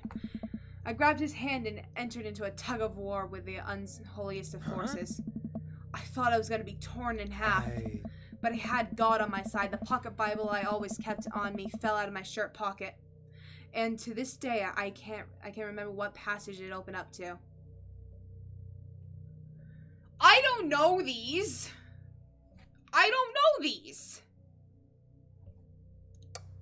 I'm not religious. I'm going to go with Revelations. Blessed is he that readeth, and that they hear the words of this prophecy, and keep those things which are written therein, for the time is at hand. I have no idea where Robert pulled that verse from. Within a horrifying growl, the entity finally relented. Daniel and I collapsed onto the ground, exhausted. We were both covered in blood. That damn creature crawled into my chest, got me real good. Had to get 16 stitches. Robert pulls down the collar of his shirt to reveal a long, wicked scar across his pecs. And that's how I got this scar. Oh. I followed Georgia Mathers to the end of the earth. We faced exorcisms, demons, poltergeists that threw our equipment across the room, but I had never seen Georgia so scared. She was never the same after that, and neither was I. When in doubt, save. I know, right? Watching what happened to Daniel and Georgia shook my faith, but I came out of that experience a better man and a better friend. And we've been brothers ever since. The tour group gives us a round of applause as Robert and I share an emotional hug. As he embraces me, I can smell the cologne on his neck. Wow. Robert does clean up good. I found myself lingering a little too long on the hug. The tour guide seems to have bought it. He's even wiping a tear from his eyes. Thank you. Thank you. It's been an honor to share our story. Be sure to watch out for our book. I saw a demon, the shock and true history of seeing a demon. The bro's guide to the hottest ghosts. You like that. Robert has to suppress a laugh at that one. Well, I think you both definitely earned your t-shirts. The tour guide hands us the coveted t-shirts. He then slips us both his business card and leans in close. If you guys are ever in need of a professional actor, balloon animal artist, Elvis impersonator, or a nude model, please don't hesitate to contact me. I don't think I'll be contacting you to be a nude model. I've got Robert. Sup? You got it, buddy. After a couple of tourists take selfies with us, we split away from the group and walk home. That was incredible! I really can't believe they bought all of that. I didn't know you had it in you, Dominique. Or, excuse me, Dr. One. That bit about the pocket Bible was aces, though giving the Dover ghost glowing red eyes was a bit cliche. And the Kubrick conspiracy theory bit wasn't. All part of the character. Well, we got the shirts out of it. We arrive in front of Robert's house. Want to have a drink? Is that even a question? Robert, how long have you known me for? Do you really think I would turn down the opportunity to share a fine alcoholic beverage with my treasured friend and accomplished Mr. Robert Bobert Small? If you ever call me Bobert again, I will kick you right in the shins. Both of them. You know what? I will let you. Then you can expect an angry phone call from my orthopedist in the morning. Bobert. Kick me! Robert just laughs and starts unlocking his door. His shins live to die another day. My shins. Hey. Robert leads me inside. I can't help but think about what Mary said to me. Robert did seem a little off, but that completely disappeared when we were joking around with the ghost tour. I don't know. He's hard to read. While I'm thinking, I hear claws skittering across the floor. Oh god, it's his pit bull. I'm about to be torn to shreds. I shut my eyes tight and brace for impact. Betsy, hey, be nice. I don't feel anything but tiny paws scraping at my shoes. Oh my, he's gonna be a little puppy, isn't he? Oh, it's a little puppy. I saw it. It wasn't a pit bull. Betsy? Oh, maybe it is a pit bull. I don't know. Robert's dog jumps away from me, running in circles and sniffing Robert's leg. He pats her on the head. Hey, that's not a pit bull. Yeah, that is the cutest, dumbest Boston Terrier I've ever seen. Betsy, you're not a pit bull. And you weren't taken by the Dover ghost. Betsy's made of tougher stuff than that, ain't ya, girl? Gotta do some laundry. I'll be right back, though. Alrighty, Wolf. I will see you in a tick. Hurry back. You don't want to miss the Robert fuck. Betsy rolls over. OMG, Betsy is so cute. I'm screaming. Betsy is adorable. Shouldn't you be in bed? Isn't it like 3 o'clock in the morning for you? Betsy rolls over for some well-deserved belly rubs. I just keep a picture of a large pit bull in my wallet in case of emergencies. Comedic emergencies. We walk our way to Robert's living room. For a quiet man with an arguably the oldest pickup truck that can be legally driven, his place is amazing. There are sleek, modern appliances throughout the room with a big flat-screen TV mounted on the wall. He has shelves upon shelves of DVDs. Guess he wasn't lying about being really into cinema. He pours us both a glass of whiskey from a well-stocked bar in the corner while Betsy curls up in the pile of cushions. So, how did you really get that scar? And don't tell me you got it fishing for Alaskan king crabs in the Bering Sea or something. You trained me too well. Robert laughs and takes a sip of his drink. Other people are good to talk anyway, Halsum. You guys can talk among yourselves. It is 3:05, but I really don't mind because I'm not busy tomorrow, so I can just sleep through the whole day. Fair enough. Robert laughs and takes a sip of his drink. My daughter and I were riding our bikes. I hit a rock, flew over the handlebars, and then we went to the hospital, and that's it. Not a very interesting story. I've never heard you talk about your daughter. Well, I have one. That's her. He points to a picture on the wall. A very serious little girl with dark eyes. Yep. That's definitely Robert's daughter. How old is she? 25? 26? Not too sure. Does she live around here? Whoa. No. Val lives back in Brooklyn. Works in some media online magazine thing. Makes buckets, though. He suddenly seems very serious. I probably shouldn't press him about it. You like Santana? Hi. Great. Robert puts on Santana, then takes a seat on the couch next to me. He suddenly downs his drink in one gulp. Hey, are you alright? Hi. Robert leans in and kisses me, the taste of whiskey burning my lips. I'm surprised at first, but slowly relax into his arms. He pulls away slightly, his lips barely brushing against my mouth. I am now. Fuck! This is happening. It's happening! It's happening! I like the story about the ghost better. Bang, bang, bang! Hello, Johnny! Welcome to the stream. How you doing tonight? I can't say anything, but best managing a sigh. Robert leans in, kissing me harder. He pulls my bottom lip between his teeth and bites lightly, sliding a hand under my shirt. Should I be reading this? My heart pounds in my chest as he lies and spills down on the couch. I don't know if I should be reading this. He kisses a trail down my neck, his teeth grazing my skin. I just... Wait. It's not that. Robert bites down and I have to stifle him out. Fuck me, okay. Fuck me and fuck me, if you know what I mean. Can we get the bus stop now? We're doing something now. Stop. Robert stiffens up and pulls away. No biting? No. I'm more than okay with that. Something's up. Robert runs a hand through his hair and looks away. I'm fine. I've just been kind of stressed out. Tired. Not a big deal. Yeah, right. You want to cover up that you're going through something with sex and being drunk. Spill.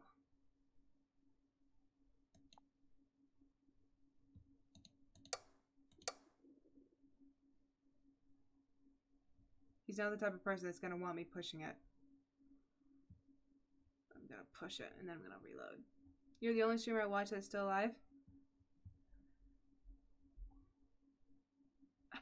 I'm sure there's other streamers live right now at this point. No, I want Butt Stuff with Robert. No, stop, hold on. Butt Stuff with Robert was still happening. I'm sure there are other streamers that are still live. Maybe none that you know. That's what raids are for at the end of streams. So I can introduce you to someone. Listen, I want this as badly as you do, but I know something's wrong. I need to make sure that you're okay. Robert stares at the ground. You don't know me that well, Dominique. I'm not a good person. He takes a deep breath. I spent my whole life only taking and taking and taking, and now here I am, an old broken man sitting on top of a pile of everything I've ever taken. Alone.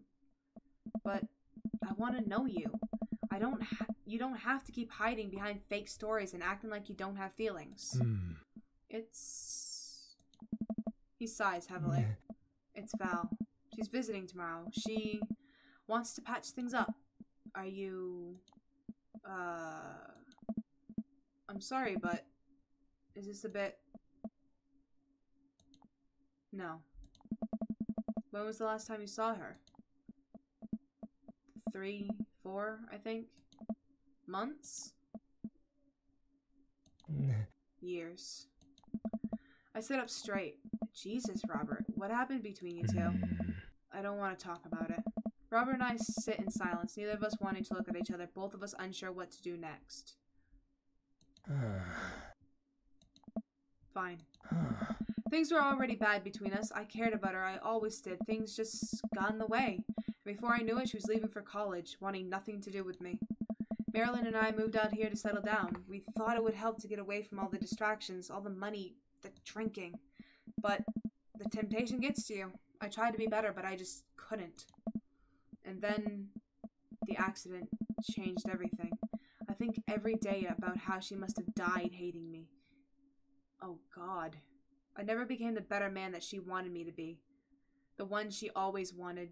The one she always saw in me. She was the last thread Val and I had connecting us together. I didn't know that when I lost my wife, I was going to lose my daughter too. Robert. I spent so much time chasing after things I thought were going to make me happy that I ruined my only chance at happiness. Now my wife is dead and my daughter hates me. And then I convinced myself that this, he gestures vaguely in my direction, was going to make me happy. Why do I even try anymore? I'm so sorry. I know how hard it is to... No, you don't. How could you possibly know how this feels? You did everything right. Your daughters love you. You're a good person. I was a terrible husband and I'm an even worse father. I have no idea why she's even bothering to contact me now. I know I'm just gonna fuck it up like I always do. I'm broken. I shouldn't even go. Robert puts his head in his hands.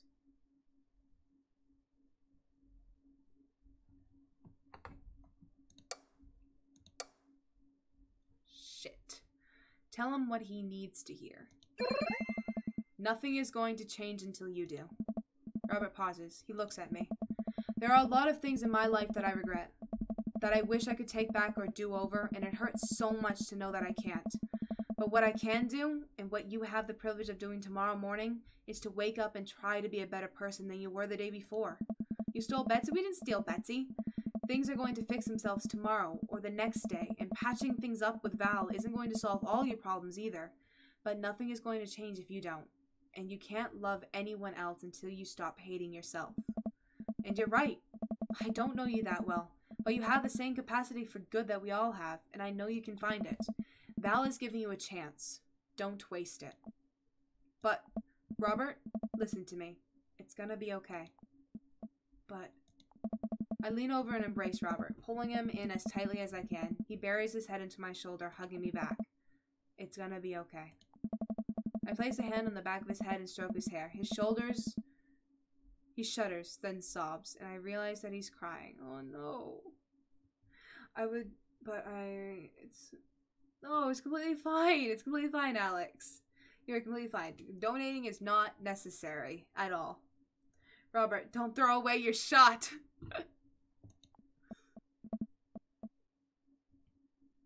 Thank you. We stay there for a while, holding each other. We both eventually drift off to sleep. Aww. Date complete.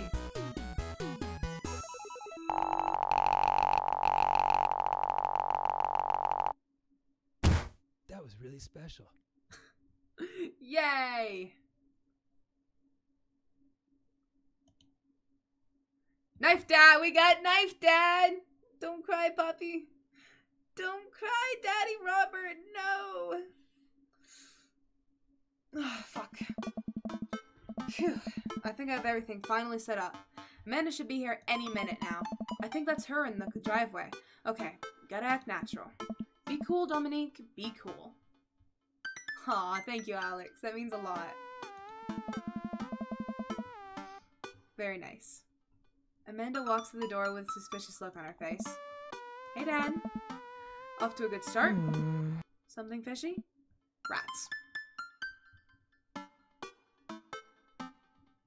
Sorry, sweetie. It's the feds.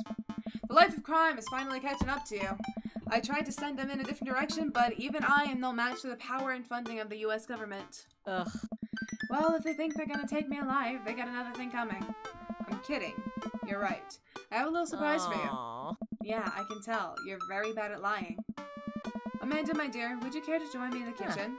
Father, it would fill my heart with glee. I led Amanda over to the kitchen table where a present lies covered under a tablecloth. It's nothing special, but I wanted to give you a little something. You graduated high school last week, and I know you told me not to make a big deal about it, but... Aw, Dad, you... I dramatically whipped the cloth off the table. Amanda's jaws dropped. No way! I figure you probably won't be able to get cable in the dorm, so I thought it would be a nice piece of home to take with you. A DVD box set of Long Haul Paranormal Ice Road Ghost Truckers. This is all 19 seasons. And bonus material including commentary with actual ghost features on the show. Is it Robert? You're just like, it's your new dad! It's just like sitting on the counter covered in a fucking like tablecloth. It's just Robert sitting on the counter covered in a tablecloth. And he's like, I bought you a new father! Oh, fuck. Dad, I love this. Thank you. She gives me a big hug. I'm glad you like it. Hey, you want to hang out with me in the backyard for a bit? Toss the old pigskin or something? Totally. You have the best and friendliest community too. That's all you guys. I'm glad that I have you guys. You guys are totally awesome. I follow Amanda to the back door. Hey! Jesus fucking me. Wow. You told me not to make a big deal, but since you seem to have forgotten that my entire mission in life is to make a big deal out of your accomplishments, so consider this your graduation party. Surprise! Dad, everyone's here. Well, yeah, everyone wanted to come and support you. Is that a mac and cheese bar? Sure is. Fully customizable. Down. No gangbangs! I knew fucking someone was gonna do this. Down to the type of mac. And there's an ice cream cake, the good kind with the crunchies in the middle. I don't know what to say. Don't say anything. Just go have fun with your pals, alright? I'm so proud of you, Amanda.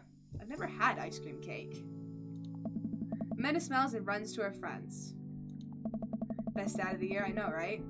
I should make the rounds and make sure everyone's having a good time. But first, mac and cheese.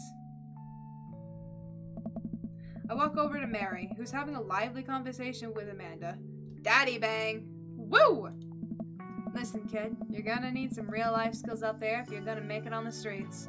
I am going to college. Huh? Same thing. Look, I know you're not old enough to drink, right? And I know you're smart enough to drink until you're of legal age. Uh-huh. But hypothetically, if you were to drink, it'd behoove you to drink a glass of water between rounds. Got it. Dad. Hypothetically. And if you wake up with a headache, all you gotta do is take a jar of pickle juice and drink the pickle juice. You're gonna be fine. What's going on here? Girl talk. Mary turns back to Amanda. Now, let me tell you about the deal with a bad roommate. First thing you know, you get straight A's if they die during the semester. Mary! Relax, it's a myth. Hey. Supposedly. Against my better judgment, I leave them be. Hold on, someone's at my door. Alrighty, Alex.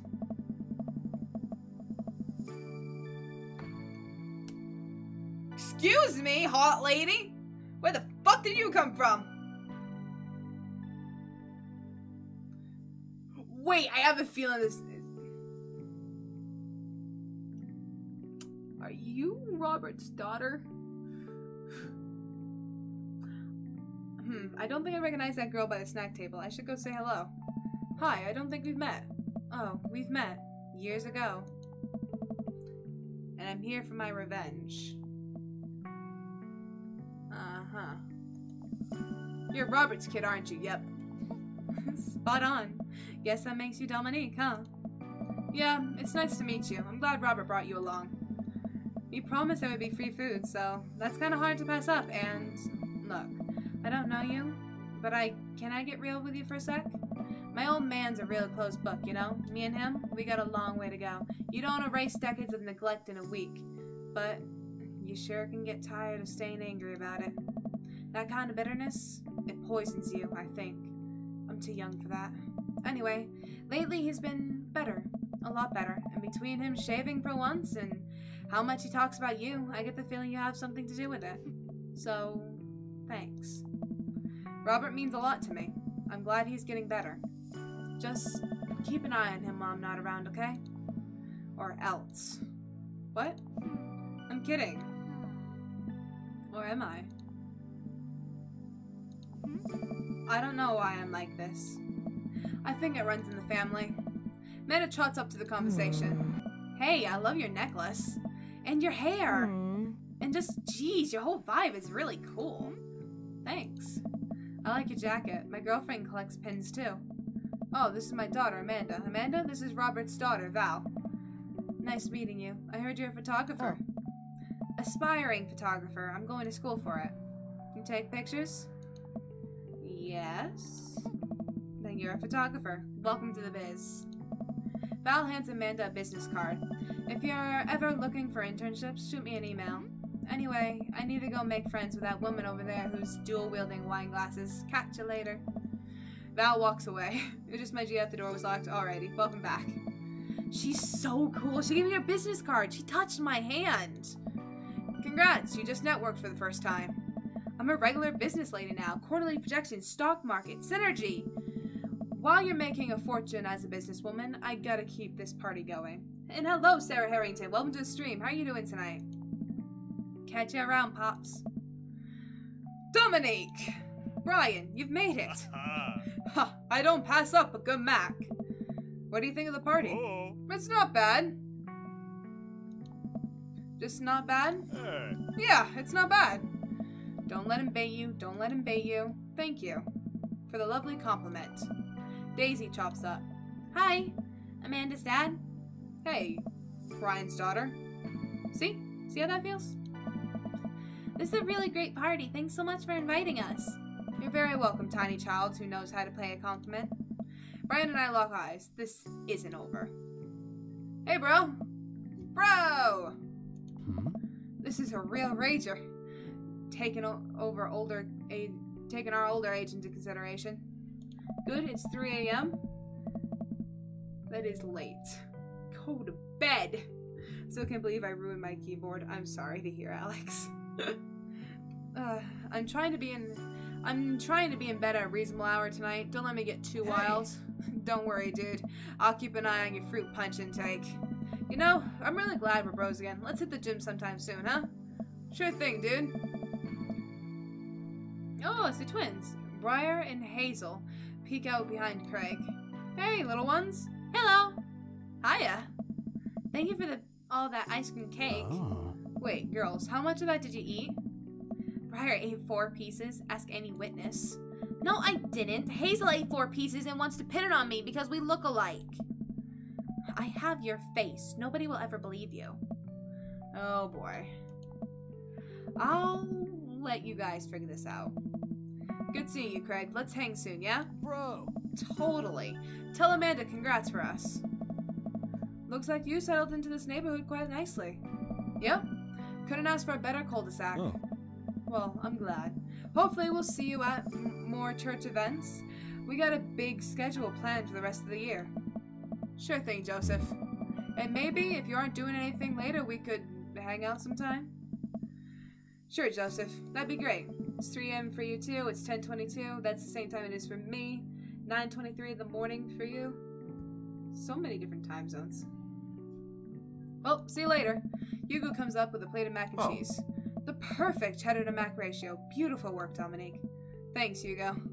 You know, I'm really pleased to see Amanda going to her dream school. I'm glad she turned it around for finals. Me too. That scholarship money will really help. Amanda walks by and pretends not to see Hugo. Amanda, come say hi to your old teacher. Hey. Congratulations on graduating. I know you're gonna do great stuff at art school. Pew pew! Yeah, thanks. Amanda starts to back away. Wait, I just realized that you're not my teacher anymore, so I don't have to be afraid of talking to you. You no longer hold power over me. You're right. Go forth, adult. I can no longer give you detention. Yeah, I'm gonna break anything I want and there's nothing you can do about it. Are you still mad about that time I gave you detention for breaking my globe? Nope. Oh! And I'll have you know that globe didn't even fit through the basketball hoops in the first place. So, she'll fit into college just fine. Well, thank you very much, Sarah. You guys are so nice. Hey, man. Hey, Matt. Let me know when Amanda leaves for college. I'll have a fresh batch of right set banana bread ready for her. Thank you. I know she'll love that. Oh. What a splendid party. My deepest thanks for extending an invitation to my son and I. The icebox cake is divine. Yeah, thanks, dude. Good cake. Thanks for coming by. As the party starts to wind down and take a seat at our back porch step, the sun is setting and everyone seems to have eaten their fill. We haven't talked to Robert, though! Amanda wanders over and sits down next to me. Matt, my small flower crown-wearing bead. Are you going to do another 12-hour live stream? Probably at some point, Sarah. I'm not sure when I would do one, though. So there's that. Killer party, Pops. What can I say? I was inspired. So, I also have something for you. For me? Why? Not to be completely genuine about my feelings for once or anything, but growing up wasn't easy. But it could have been a lot harder if it wasn't for you. Hello, Jordan. Welcome to the stream. How you doing tonight? How's the daddy choosing going? Great. We've got our Robert daddy. Please? Maybe at some point. Definitely, Sarah. The 12-hour stream was a blast last time we did it. Dad, you've been there for me through everything. There's been times in my life you were my only friend. I was really scared of going to college and being so far away from you, but I realized that everything you've done for me has been to prepare me for this, and I'm ready. I wouldn't be who I am today without you. Do a 25-hour live stream when you reach 100k. I'll never reach that. Never reach that. Don't cry. Don't cry. I swear to God, Dominique, if you cry again. You're the best, Dad. I love you. And I'm crying. Anyway, that was enough emotional vulnerability for one day. Present time. Amanda hands me a tiny wrapped package. I tear the wrapping off to find a framed picture of me and Amanda. It's us. Kinda shocking, all of our photo albums are just pictures of me, huh? I kinda figured we need one last photo together before I leave. Amanda, thank you. Watching you grow up has been the happiest experience of my life. This is so sweet. You're such a talented, intelligent young woman, and I'm so excited to see what the future holds for you. Knock 'em dead, kid. Always do. Man and I share a hug. This is so sweet. You're a nice person in-game and a nice person in real life. Aw, thank you, Sarah. Another guy I watched on a 35-hour live stream. Why a 35-hour? If you're gonna do that, why not go for the full 48? I'm just saying. This is only the beginning, Pops. Plenty more memories for us down the road. Memories to make stuff to break, right? Aww. Aw. I'm gonna break so much stuff intentionally and unintentionally. You're probably gonna have to pay for most of it. It would be my honor. Amanda hops up. Looks like someone's been waiting to talk to you. Is it Robert? I glance over to the back of the yard, where Robert is sitting on a bench beneath our cherry blossom tree. He smiles at me. Is it gonna go all anime on me? The fucking, like, cherry blossoms start going through the air and shit? And hello, Eon. Welcome to the stream. How you doing tonight? I'll leave it to you. Me and the Emmas are gonna go get ice cream. Pew pew! Love you, Pops. Amanda runs off to join her friends. I take a seat next to Robert as the last guests make their way out of the party. Hey. Hey. Robert gestures vaguely to the snack table. Good stuff. Yep. Thought you hated small talk. So, I had a chance to talk to Val. Hi. She physically threaten you? Yeah. That's my girl. She said you've been doing better. Oh? Trying to work on the vices. I also showered today. We sit in silence for a moment. You know, every day for me is a battle against my own self-destructive habits. But lately, it's gotten a little easier. Oh. Thanks for talking some sense into me. It's hard to get things through my thick skull sometimes, but what you said that night has actually helped. And hello, Flood Kids. Welcome to the stream. How you doing tonight? I'm glad. I like you, Dominique. I like you a lot.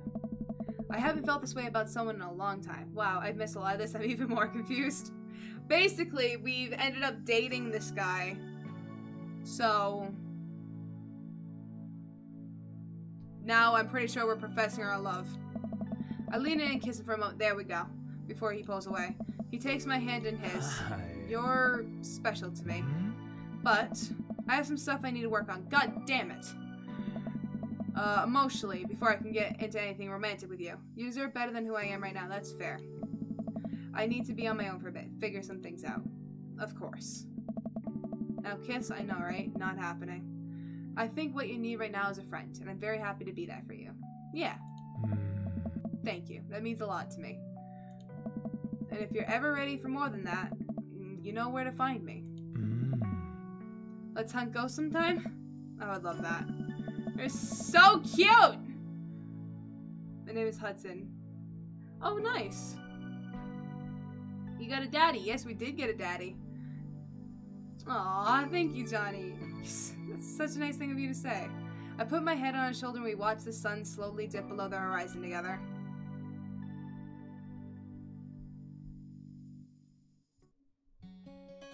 Aww. And that was Robert's ending. This is so sweet, I can't even, I know, right? It's so adorable.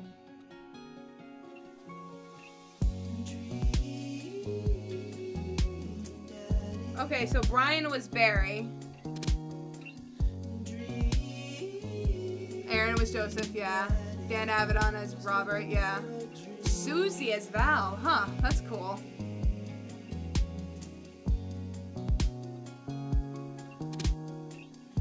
And her body was found 3 months later. Whose body? Wait. I feel confused. I loved it. I loved it as well. Get to just listen to music. You done, Nora? Yeah, we're just gonna do one night. We just did one ending. We're gonna end the stream after the credits, but I want to listen to the credits. Are we done? Yeah, we're done. But after the credits, we're gonna do a raid, so stick around.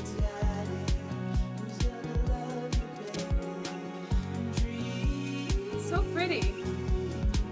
Holy shit, I got a nosebleed, I'll be right back. Oh boy. Hopefully your nose is alright. I'll see you in a tick. Both murder-suicide. I'm pleased I get to watch you play this. I'm probably gonna play for some of the other routes. Not bad.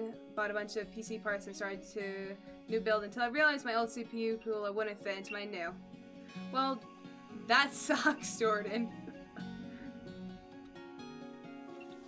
That song kind of catchy. It's really catchy.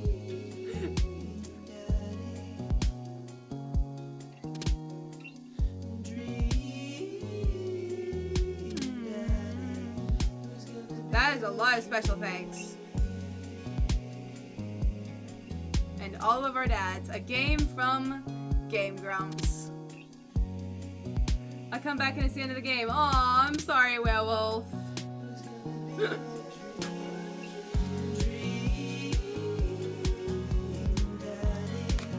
Oh wait, we got pictures? Oh, that is adorable. That is adorable. That is adorable. And that was Dream Daddy Robert ending. Right? That's it? That is it, right? Yep, that was it. That picture's everything I live for. I'm gonna turn this off. I'm gonna turn this off. Okay. Sweet. My voice is fucking dead. I've had nothing to drink for the entire stream. And I was doing voices. I'm dead. Picture's everything I live for. Me too. Man, that picture was awesome. Dream Daddy. Ending Robert. Yes, we got the Robert ending. Okay, so that was a lot of fun. I thoroughly enjoyed that game. And if you guys want, at some point I'll be going through and getting the other endings for the other dads and getting to know them. So, I don't do shoutouts, I'm done, unless I know the streamer personally. Or, you know, just know the streamer and watch them and stuff like that. You know what I mean. So, what we're going to do, now that we're at the end of the stream, is we're going to go on a raid. And for those of you who are not familiar with a raiding concept, a raid is when I'll take you guys to go and check out another streamer. It's basically a nice way of spreading the YouTube love. You guys can give them some likes. You guys can subscribe if you like the content. Yeah. So, what I want you guys to do is to type in hashtag crazyraid. I want you guys to scroll and copy that.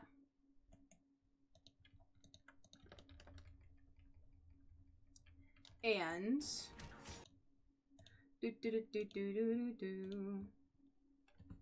hello, Hector. Fortunately, you're catching us right at the end, but welcome to the stream. Nice played. Well, thank you very much. And hello, Flight Kids. Hello. Okay, so we are going to raid this person. I want you guys to scroll and copy that and put it into this person's chat. There you go. So scroll and copy that and just put it right into that person's chat. Give them some likes. Subscribe if you like their content. Basically spread the YouTube love. And thank you guys all so much for stopping by. And I hope that you all have a good night. And I will see you guys all tomorrow, because that is when I will be streaming again. Hopefully. I'll keep you guys posted. Bye-bye, everyone. Have a good night.